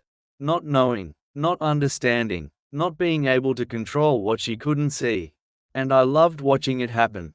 Because for months, I had lived inside her silence, forced to carry the weight of her lies without knowing the full truth. Now, it was my turn. My turn to make her question everything. To wonder if she was being watched. To doubt who really held the power. And best of all, she never suspected me, never once looked at me and thought, he knows. Never saw the quiet war one had already won before the battle even began. Because I wasn't loud, I wasn't reckless. I wasn't desperate. I was patient. And patience wins wars. So I kept playing my part. Smiled when she asked how my day went. Kissed her on the cheek when she left for meetings. Pretended like nothing had changed. Even as I dismantled her world piece by piece. Because revenge isn't about violence. It's about control. About making someone realize too late that they should have never underestimated you. And I was done being the man who didn't see it coming. From that night on, I stopped being the husband who trusted her. I became the man who knew her secrets. The man who held her lies in his hands. The man who was already planning his next move. And when the time came, I would make sure she remembered my name. Not as the man she left behind, but as the man who broke her world in return. There was a moment, just one, where I almost felt bad for her. She came home late again. The kind of late that doesn't come from work, but from trying to hold together something that's already falling apart. She walked into the kitchen and leaned against the counter like it was the only thing keeping her upright. Her face was pale, tired, and for the first time in months, she didn't immediately check her phone. I watched her from across the room. Watched how she hesitated before speaking. "We're being investigated," she said finally. I looked up, raised an eyebrow. "What do you mean?" She exhaled sharply. "Someone filed a report. It's anonymous. They're asking questions about some of our financial records." She didn't look at me when she said it. Just stared at the floor like it might give her answers. And I played along. "Is everything okay?" I asked. She nodded, too quickly. "Yeah, it's probably nothing, just a misunderstanding." But I could hear the doubt in her voice. The fear, because she knew better than anyone what was hidden beneath the surface. She had built her empire on smoke and mirrors. And now, someone was pulling at the threads. Only she didn't know who. And that was the best part. That night, I sat alone in the office long after she went to bed. The silence was thick, heavy, full of things she didn't yet understand. I opened my laptop and scrolled through the messages I had sent. The reports I had filed. The quiet war one had started with nothing more than patience and precision. It wasn't over, not by a long shot. But I could feel the shift. Clients were questioning her authority. Partners were distancing themselves. Regulators were sniffing around. And worst of all, she didn't know who was behind it. Which meant she couldn't fight back. Not yet. And even if she did figure it out, it would be too late. Because I had already taken control. Piece by piece, heartbeat by heartbeat, until she understood what it meant to lose everything. And I was starting to enjoy watching it happen. She started acting differently after that. More cautious, more withdrawn, less confident in the way she used to be. I could see it in the way she spoke during meetings, hesitant, like she was waiting for someone to accuse her of something. I saw it in how she handled clients now, not with the usual charm, but with a quiet urgency, like she was trying to hold on to something that was already slipping through her fingers. And I loved every second of it. Because for months, I had been the one living in silence. Forced to smile while carrying the weight of her lies. Forced to pretend everything was fine when I knew it wasn't. Now, it was her turn. I watched as the pressure built around her like a tightening noose. Watched how she tried to maintain control even as the foundation beneath her began to crack. One morning, I found her sitting at the kitchen table, staring at her laptop screen like it had betrayed her. "What's wrong?" I asked, pouring myself coffee like nothing was happening. She didn't look up, just closed the laptop slowly and exhaled. "Nothing," she said, "just work stuff." I nodded, sat down across from her. "You sure?" She hesitated, just for a second, but I caught it. "Yeah," she finally said. "Just people asking questions about things they don't understand." I smiled slightly. "Like what?" She shook her head. "Doesn't matter. I'll handle it." But I could hear the doubt behind her words. The fear that maybe, just maybe, this wasn't something she could fix with a few well-placed smiles and cleverly worded emails. And I realized something else too. She was starting to feel it. The slow erosion of power. The creeping paranoia. the growing realization that someone was watching her. But she still didn't know who. And that made it even sweeter. Because the best kind of revenge isn't loud. It's silent, it's patient, it's the moment someone realizes too late that they never really had the upper hand. And I was ready to show her exactly what that meant. There was a night, just one, where I almost told her the truth. We were sitting in the living room.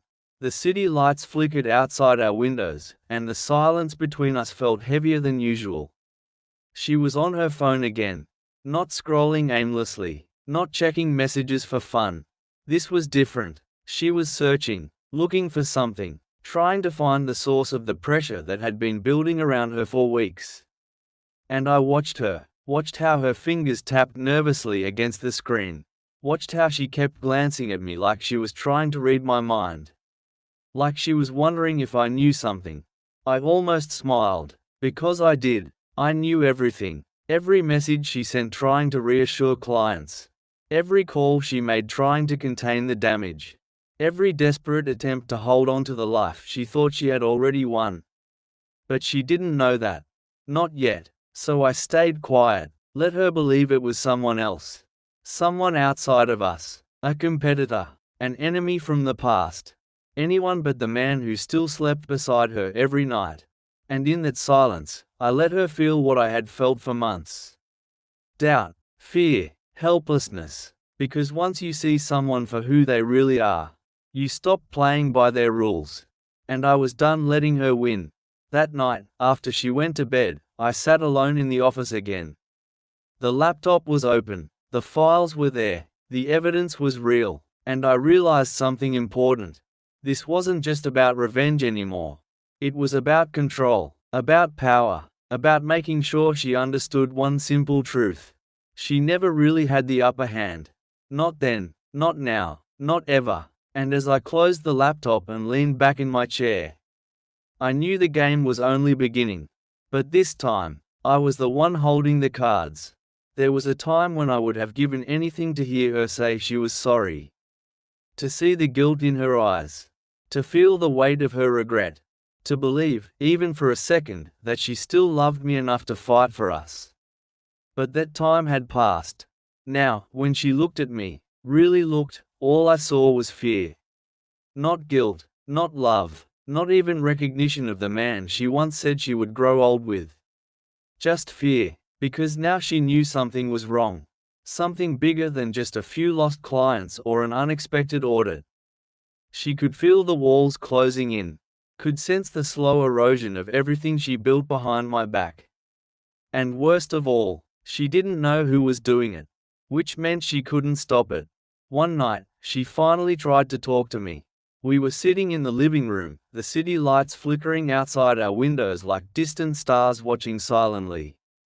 She turned off the TV and looked at me like we were still real. Like we were still each other's future. I don't know what's happening, she said quietly. But something is going on. I didn't respond right away. Just sipped my coffee and watched her carefully. She continued, voice low. Clients are pulling out. People are asking questions. Someone is trying to ruin me. Her eyes searched mine for understanding. For comfort. For something familiar. And I gave her nothing. Instead, I leaned forward slightly. Spoke softly, calmly. Why do you think someone is trying to ruin you? She hesitated, swallowed hard. I don't know, she admitted. But I can feel it. I nodded slowly, let the silence stretch between us. Then I asked the question she wasn't ready for. Do you think maybe you deserve it? Her face changed instantly. Shock, confusion, a flicker of panic. What? She whispered. I didn't repeat myself, just held her gaze. And for the first time since this began, she started to understand. That I knew, that I had known for a long time. That I wasn't just watching her fall. I was helping her, and there was nothing she could do about it. She didn't sleep beside me that night. I heard her moving around the house long after I turned off the lights. Quiet footsteps, the soft hum of her phone vibrating in her hand. A few whispered words into the speaker, probably to David, or maybe even Alex. Trying to find answers she wouldn't get. But I already knew what she was thinking. Who is doing this? How did they find out so much? And most importantly, does he know? That question must have been eating at her for weeks now. Every time I smiled too calmly. Every time I kissed her cheek without meaning it. Every time I watched her struggle and said nothing. Because silence is louder than any scream. And I had become a master of it. The next morning, she tried again. We were having breakfast like always, coffee, toast, quiet conversation. But this time, there was tension beneath the surface. A current of fear she couldn't hide anymore. "Daniel," she started, voice careful. "Can we talk?" I looked up from my phone. Nodded. She hesitated, then leaned forward slightly, like she was trying to reach something inside me that no longer existed. "I don't know what's happening with our business," she said. "But I know you've noticed it too." I took a slow sip of coffee. Let the silence stretch. Then I asked, "Why are you telling me this?" She blinked. "Because I thought you would want to help." I almost laughed. Help? After everything she had done? After everything she had taken? No, I wasn't here to help her anymore. I was here to watch her lose it all. So I leaned back in my chair and looked at her, really looked at her, and said the one thing she wasn't ready to hear. "I'm not your partner anymore." Her eyes widened slightly. "What does that mean?" I stood up, placed my cup in the sink, turned to face her. "It means I'm not going to save you." And with that, I walked away, letting her sit there with the weight of what I just said. Because once you see someone for who they really are, you stop playing by their rules. And I was done letting her win. She started coming home later. At first, I thought it was just work. The pressure had built to a point where she couldn't hide it anymore. Clients were pulling out, partners were distancing themselves, and regulators were asking more questions than ever before. But then I realized, she wasn't trying to fix things. She was trying to escape them. I could see it in the way she moved through the house now, distracted, almost mechanical. She didn't smile like she used to. Didn't ask how my day went. Didn't kiss me goodbye in the morning. And worst of all, she stopped pretending. One night, she came home after midnight. Her hair was messy, her makeup slightly smudged. She smelled like perfume that wasn't hers. She walked into the living room and saw me sitting on the couch. Didn't say hello, just looked at me like she was trying to figure out what I knew. I didn't move, didn't speak, just watched her. After a long silence, she finally said, "You're not sleeping." "No," I replied. "I'm waiting." She frowned slightly. "For what?" I stood up slowly, walked toward her, stopped just close enough for her to feel the weight of my presence. "For you to admit it." Her eyes flickered with something, fear, maybe, or guilt, but only for a second. "Admit what?" she asked carefully. I smiled. "A cold one, the kind that doesn't reach your eyes. That you're losing everything." She flinched, just slightly, but I saw it, and I loved it, because this was the moment I had been waiting for. The moment she understood that I wasn't going to save her. That I wasn't going to pretend everything was fine. That I wasn't going to let her walk away without consequence. Instead, I was making her feel exactly what I felt. Piece by piece, heartbeat by heartbeat, until she understood what it meant to lose everything. There was a moment, just one, where I almost felt something. She stood in front of me, eyes searching mine like she was trying to find the man she once knew. The one who loved her without question. The one who trusted her completely. The one who would have done anything for her. That man was gone, and in his place stood someone colder. Someone broken. Someone who had learned that love doesn't protect you from betrayal.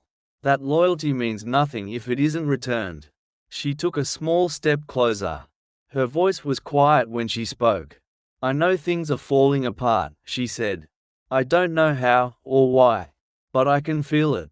I didn't move, didn't blink. "Do you think maybe," I asked slowly, "you brought this on yourself?" Her breath caught slightly, just enough for me to see it. She shook her head. "No, this isn't me. Something is happening, Daniel. Someone is doing this." I tilted my head slightly. Let the silence stretch between us. Then I asked, "What if I told you?" I already know who it is. Her eyes widened. Hope flickered behind them. You do? She whispered. I nodded, slowly, calmly. Yes. A pause. And it's not someone outside of us. Her face changed instantly. The hope vanished, replaced by fear, because now she understood. This wasn't about some mysterious enemy. This wasn't about an unknown rival. This wasn't about bad luck or unfortunate circumstances. This was me. I had done this. Every lost client, every failed partnership, every investigation, every whisper of scandal, all of it. And now, she knew.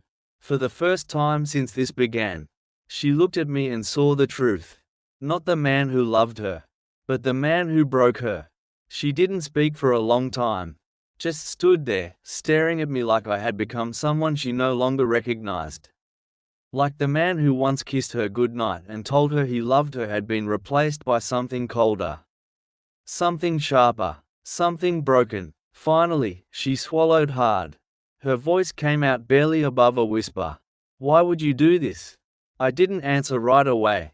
Let the silence stretch between us, thick, heavy with everything we used to be. Then I took a slow step closer.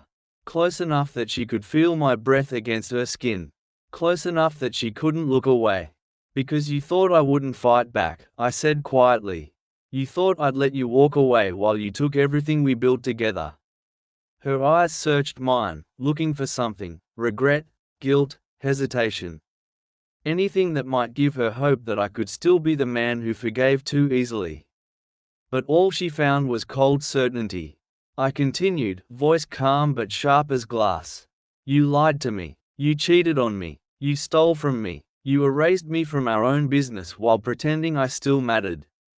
I paused, let each word settle inside her like a wound opening slowly. And now, I'm making sure you understand what it feels like to lose everything. She took a step back. Her hands trembled slightly. You don't have to do this, she whispered. I smiled again, the same cold smile as before. Yes, I said, I do. And in that moment, she understood. There was no going back. No saving what was already gone. No undoing what I had done. Because once you see someone for who they really are, you stop playing by their rules. And I was done letting her win. So I turned around and walked away, letting her stand there in the silence of a house that no longer felt like home. Because now, the game was no longer just beginning. It was accelerating, and I was ready to end it. It was no longer just pressure. It was collapse. Everywhere she turned, the walls were closing in. Clients who once praised her name now whispered about financial irregularities. Partners who swore loyalty began distancing themselves, afraid of being dragged down with her. And still, she tried to hold it together. Like a woman standing on the edge of a crumbling building, refusing to look down. But I could see it in her eyes now. The fear had grown sharper. More desperate. She wasn't just worried anymore. She was panicking. I watched it unfold like a slow-motion car crash. Inevitable, irreversible, beautiful in its destruction. One morning, I found her at the kitchen table again. But this time, there was no laptop open in front of her. No phone buzzing with messages. Just silence. She looked up when I walked in. For the first time in weeks, she didn't try to hide what she was feeling. Everything is falling apart, she said quietly. I poured myself coffee like nothing had changed. Sat across from her. Why do you say that? I asked, voice calm. She exhaled sharply. Because it's true. Her hands trembled slightly as she reached for her own cup. I lost another client yesterday, she continued. And the legal team said we might need to file an official response to the inquiry. I nodded slowly, took a sip. And what did you tell them? She hesitated, then shook her head. I don't know anymore. That was the moment I realized something important. She was starting to believe it was real. Not just bad luck, not just a rough patch. This was deliberate. Someone was orchestrating this. And for the first time, she wondered if she knew who. But not me, never me, because I had played my part too well. Still the loving husband, still the supportive partner, still the man who smiled when she kissed him goodbye. even as I dismantled everything she built behind her back. Piece by piece, heartbeat by heartbeat, until she understood what it meant to lose everything. There was a moment, just one, where I almost felt something again. She was sitting in the living room, staring at her phone like it held answers she couldn't find. The city lights flickered outside our windows, casting long shadows across the floor. I stood in the doorway, watching her without making a sound. For months, I had lived inside her silence, forced to carry the weight of her lies without knowing the full truth. Now, it was her turn. And I loved watching it happen. She finally looked up, her eyes met mine, and for the first time in weeks, there was no mask. No carefully placed smile, no attempt to pretend everything was fine. Just exhaustion. "I don't know how much longer I can hold this together," she whispered. I walked closer, sat beside her, didn't touch her, didn't speak, just let the silence stretch between us. Then I asked the question she wasn't ready for. "Do you think maybe you were never meant to?" Her breath caught slightly. She turned to look at me, searching my face for some kind of answer. "What do you mean?" she asked quietly. I leaned back against the couch, folded my hands in front of me. "I mean," I said slowly, "you built something on lies. You shifted control away from me piece by piece. You erased me from our business while pretending I still mattered." I paused, let each word settle inside her like a slow poison. "And now, you're realizing that when everything falls apart, there's no one left to catch you." She swallowed hard, looked away. "You don't understand," she said after a long silence. "This isn't just about me anymore. People are getting hurt. Employees, partners, clients." I almost laughed, because she sounded almost sincere. Almost like she really cared. But I knew better. She wasn't worried about the people who got caught in the fallout.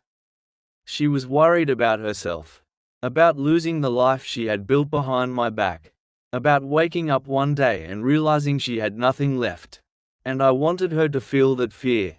Every single second of every single day. Until she understood exactly what she had done.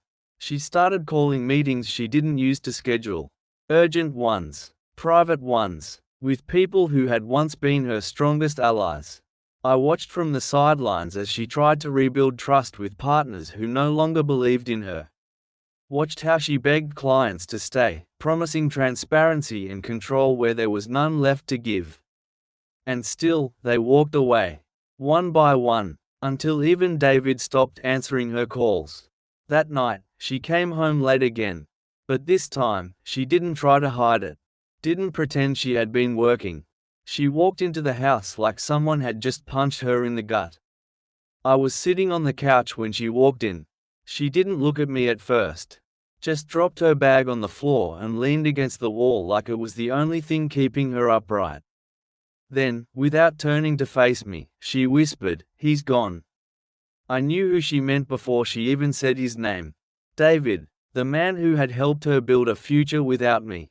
The man who promised her security while she dismantled our life. The man who now saw the cracks for what they were, too deep to fix. And now he was walking away. Because even he could see it.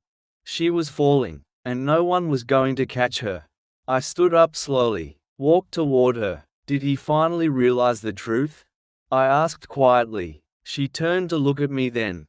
Her eyes were red, not from crying, not yet, but from something close to it. "He said, he can't be part of this anymore," she said softly. "Said he doesn't want to be dragged down with me." I almost smiled, because that was the moment I realized something important. She wasn't just losing her business. She wasn't just losing her clients. She wasn't just losing her partners.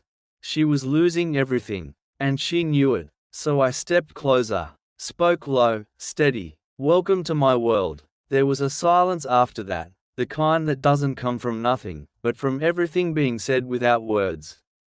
She stood there, breathing slowly like she was trying to hold herself together. Like if she exhaled too hard, she might fall apart completely. And I didn't move, didn't reach for her, didn't offer comfort, because I wasn't here to save her. I was here to watch her lose it all. Finally, she looked at me again. Not with anger this time. Not with fear, but with something else entirely. "Did you do this?" she asked quietly. It wasn't an accusation, not yet, just a question, a whisper of realization creeping into her voice. I held her gaze, let the silence stretch just long enough for her to feel it. Then I spoke, voice calm and even. "What if I told you?" "Yes?" Her eyes widened slightly, her lips parted like she wanted to say something, but no words came out. I took another step closer. "You built your future on my past," I continued. "You erased me from our business while pretending I still mattered. You lied to me every day, kissed me goodnight, and told me you loved me while planning your escape." I paused, let each word settle inside her like a wound opening slowly. "So tell me, Emily, if I did this, would it really be so wrong?" She swallowed hard, looked away, and in that moment, I saw it. Doubt, fear, recognition. She finally understood. This wasn't just bad luck. This wasn't just a rough patch. This wasn't just someone targeting her at random. This was personal, and now, she knew. Someone had done this to her. Someone who had been beside her the entire time. But she still didn't know it was me. And I liked it that way. Because once you see someone for who they really are, you stop playing by their rules. And I was done letting her win. So I turned around and walked away, letting her stand there in the silence of a house that no longer felt like home. Because now, the game was no longer just real. It was accelerating, and I was ready to end it. There was a moment, just one, where I almost felt sorry for her. She stood in the hallway, phone in hand, staring at the screen like it might give her answers. The silence in the house felt heavier than usual, like the walls were listening, like they knew what was coming. I watched her from the doorway, unseen, unnoticed, and for the first time since this began, she looked small, not the woman who built an empire behind my back, not the woman who smiled through lies and kissed me goodnight while planning her escape. Not the woman who thought she could erase me without consequence. Just someone who finally understood that she had lost control. Her fingers moved across the screen slowly. Not typing messages to David. Not trying to reassure clients. This time, she was searching for something else. Patterns, connections, answers to questions she didn't know how to ask. And I knew exactly what she was thinking. Who is doing this? How did they know so much? Did I ever really have the upper hand? But she still didn't see it. Still didn't understand that the person standing behind her had already won. Because I hadn't just exposed her secrets. I hadn't just ruined her business. I hadn't just taken everything she built behind my back. No, I had made her feel what I felt. Piece by piece, heartbeat by heartbeat, until she understood what it meant to lose everything. And now she was starting to realize that the war had already ended. And she had lost. So I stepped forward, quietly, calmly. "Everything okay?" I asked. She turned slightly, her eyes met mine, and for the first time in weeks, there was no mask. "No," she whispered, "I don't think it is." I nodded slowly, let the silence stretch between us. Then I said the words that would stay with her forever. "Maybe it's time you finally understood why." And with that, I walked away, letting her stand there in the quiet of a life that was already slipping through her fingers. Because once you see someone for who they really are, you stop playing by their rules. And I was done letting her win. There comes a moment in every war when silence becomes louder than any weapon. And I had stayed silent long enough. She thought she understood what was happening. Thought she was losing her business to bad luck or unseen enemies. Thought the cracks in her life were just unfortunate circumstances. But she still didn't know the truth. That it was me. All of it. Every lost client. Every broken partnership. Every whispered rumor that led to an investigation. Every financial thread I pulled until the whole thing unraveled. She didn't know it was me, and for weeks, I had let her live inside that uncertainty. Let her question who could do this to her. Let her wonder if someone from our past had come back to ruin her. But now it was time for her to understand. Because revenge isn't just about making someone suffer. It's about making them know why they're suffering. So I sat at my desk late that night, staring at the screen in front of me. One message. That's all it would take. No threats, no accusations, just the truth, wrapped in the kind of quiet cruelty she had perfected. I typed slowly, carefully choosing each word like a surgeon selecting the sharpest scalpel. Then I hit send. Anonymous, of course, just like all the messages before, just like all the whispers that made her world tremble beneath her feet. But this time, I made sure she knew exactly who it came from. She didn't respond right away. I knew she wouldn't, not after reading it, not after realizing that the war she thought was being waged by faceless enemies had been fought by someone who still slept beside her every night. I watched her closely the next morning. She came downstairs later than usual. Her hair wasn't styled the way she always liked it. Her makeup was lighter, almost absent. And when she looked at me across the kitchen table, there was something different in her eyes. Recognition, fear, disbelief. "Did you get a strange message yesterday?" she asked quietly. I sipped my coffee, kept my expression neutral. "What kind of message?" She hesitated, then shook her head. "Never mind." But I knew she was lying. Because now she knew the truth. That someone had seen everything. Every lie, every secret, every stolen dollar. And worse than that, they wanted her to know they were watching. I let the silence stretch between us like a tight wire. She stared at her coffee. Her fingers tapped nervously against the mug, like she was trying to find the right question to ask, one that wouldn't give away how much she already understood. I didn't help her. Instead, I just watched. Because now she knew. The message had been short, precise, cruel in its simplicity. You built your future on his past. Now it's time you understand what that means. No name, no signature, just enough to make her realize that this wasn't random. That someone had been watching her for a long time. And worst of all, that someone had been standing beside her the entire time. Later that day, I caught her staring at her phone again. Not scrolling, not typing, just holding it like it might burn her if she moved too fast. I walked into the room behind her. Didn't say anything, just stood there, and after a long pause, she finally looked up. Her voice was barely above a whisper. "Did you know about this?" I tilted my head slightly. "About what?" She held up her phone. Showed me the message. I leaned against the doorway. Folded my arms. "You already know the answer," I said quietly. Her eyes searched mine, looking for something: regret, guilt, hesitation. Anything that might tell her this wasn't real. But all she found was cold certainty. So I stepped closer, spoke low, steady. "Yes, I know everything." Her breath caught slightly. "Then why now?" she asked. "Why send this message? Why not just tell me?" I smiled, the same cold smile as before. "Because I wanted you to feel what I felt." A pause. The fear, the doubt, the slow realization that you were never really in control. She swallowed hard, looked away, and I loved watching it happen. There was a silence after that, the kind that doesn't come from nothing, but from everything being said without words.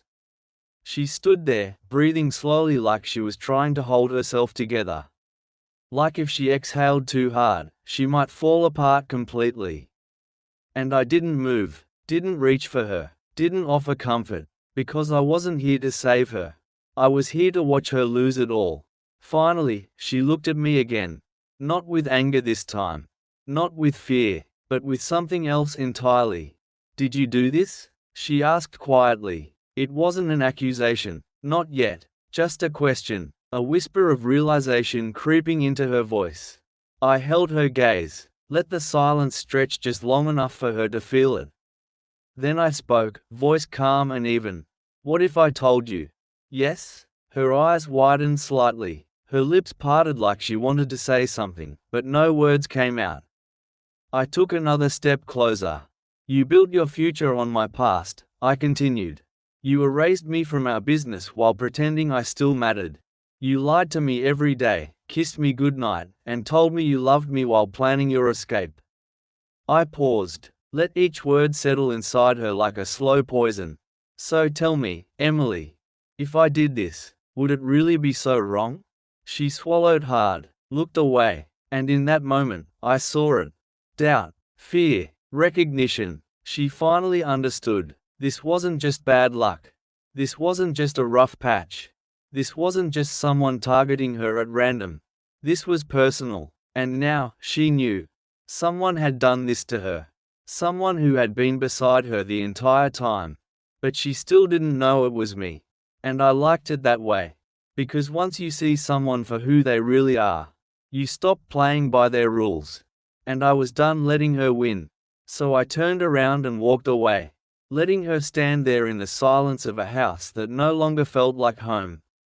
Because now, the game was no longer just real. It was accelerating, and I was ready to end it. There was a moment, just one, where I almost felt something again. She stood in front of me, eyes searching mine like she was trying to find the man she once knew. The one who loved her without question. The one who trusted her completely. The one who would have done anything for her. That man was gone, and in his place stood someone colder. Someone broken. Someone who had learned that love doesn't protect you from betrayal. That loyalty means nothing if it isn't returned. She took a small step closer. Her voice was quiet when she spoke. I know things are falling apart, she said. I don't know how, or why. But I can feel it. I didn't move, didn't blink. Do you think maybe, I asked slowly, you brought this on yourself? Her breath caught slightly, just enough for me to see it. She shook her head. No, this isn't me. Something is happening, Daniel. Someone is doing this. I tilted my head slightly. Let the silence stretch between us. Then I asked, what if I told you? I already know who it is? Her eyes widened. Hope flickered behind them. You do? She whispered. I nodded, slowly, calmly. Yes. A pause. And it's not someone outside of us. Her face changed instantly. The hope vanished, replaced by fear, because now she understood. This wasn't about some mysterious enemy. This wasn't about an unknown rival. This wasn't about bad luck or unfortunate circumstances. This was me. I had done this. Every lost client, every failed partnership, every investigation, every whisper of scandal, all of it. And now, she knew. For the first time since this began, she looked at me and saw the truth.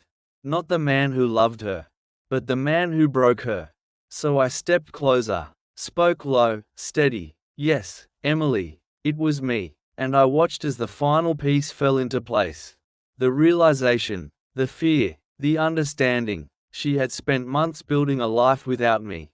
Now, I was making sure she understood what it felt like to lose everything. Piece by piece, heartbeat by heartbeat, until she understood what it meant to lose everything. It was over, not with a scream, not with tears or shouting or dramatic declarations.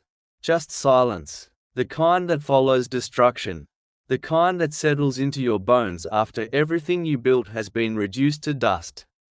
She was gone, not just from our house, not just from our bed, but from my life. The divorce was final, signed, sealed, and filed away like the ending of a story no one wanted to read.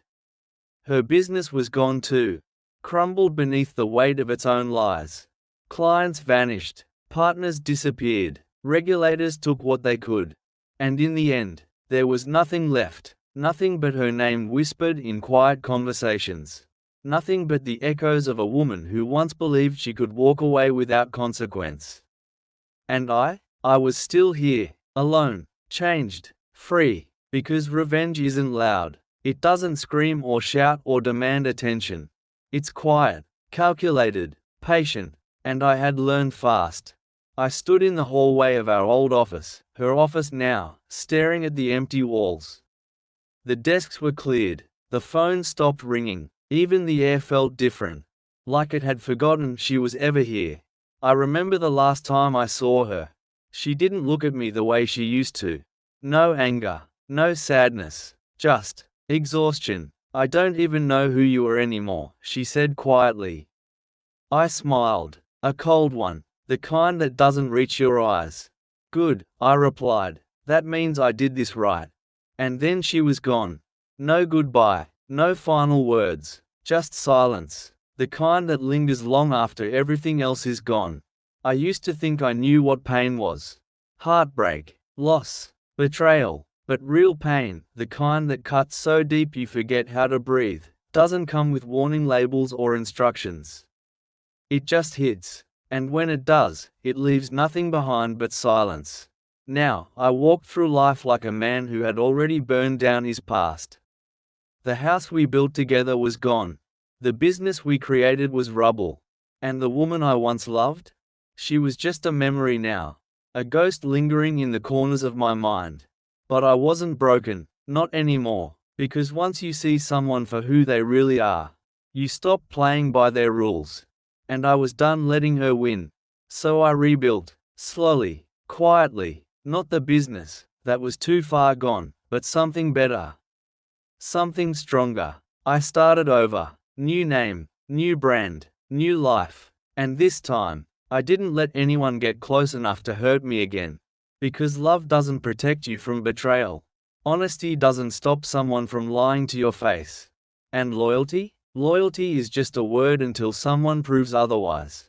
She taught me that, and I learned fast. There was a moment, just one, where I almost missed her. It was late. The city lights flickered outside my new office window like distant stars watching silently. I had rebuilt something from the ashes of what we once had. Not for her, not for us, for me. I sat at my desk, staring at the reports in front of me. No longer shared accounts, no more hidden transactions, just clean numbers, honest work, my name alone on every contract. And still, there was a part of me that remembered how she used to look at me across the dinner table. How she kissed me goodnight without hesitation. How she told me she loved me like it meant something. But now I knew the truth. That love had already left long before I noticed. She didn't just break my heart. She rewrote the story while I was still reading it. And worst of all, she thought I would never find out. But I did, and I made sure she understood exactly what that meant. So I leaned back in my chair and let the silence settle around me. No regrets, no guilt, no longing, just peace. Because once you see someone for who they really are, you stop playing by their rules. And I was done letting her win. I remember the last time I saw her. Not in person, not face to face, just a photo someone sent me, not meant for me, of course. A post from a mutual friend's account.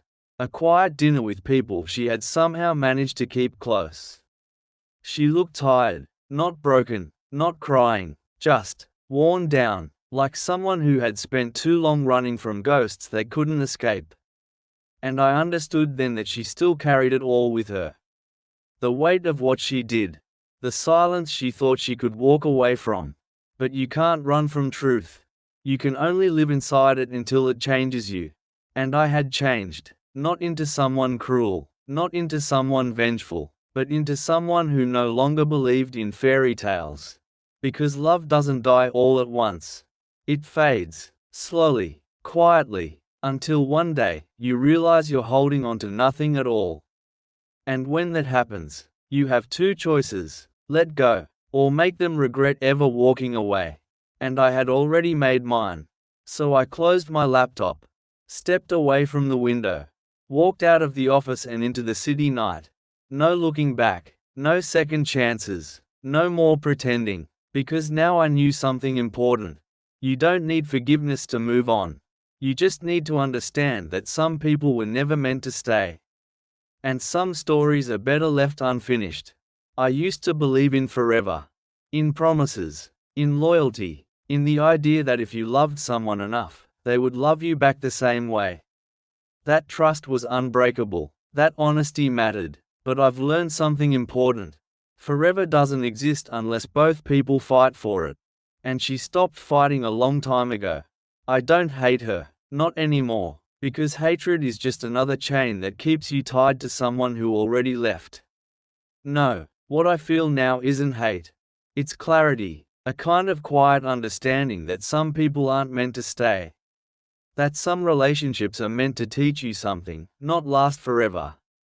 She taught me how strong I could be, how much I could endure, how deeply I could feel pain, and still survive it. And worst of all, she taught me that sometimes, the person you love the most is the one who hurts you the hardest. But I'm not broken, not anymore. I rebuilt myself from the pieces she left behind. Found strength in silence, power in patience, freedom in letting go. And now I walk through life like someone who has already burned down his past. No anger, no regret, just peace. Because once you see someone for who they really are, you stop playing by their rules. And I was done letting her win. So I let her go. Not with words, not with tears, but with silence. The kind that speaks louder than anything we ever said to each other. And in that silence, I found myself again. Not the man I was. Not the husband who trusted too easily. Not the partner who believed in fairy tales. But someone stronger, someone wiser, someone who knows that love doesn't always mean staying. Sometimes, it means walking away. And this time, I didn't look back.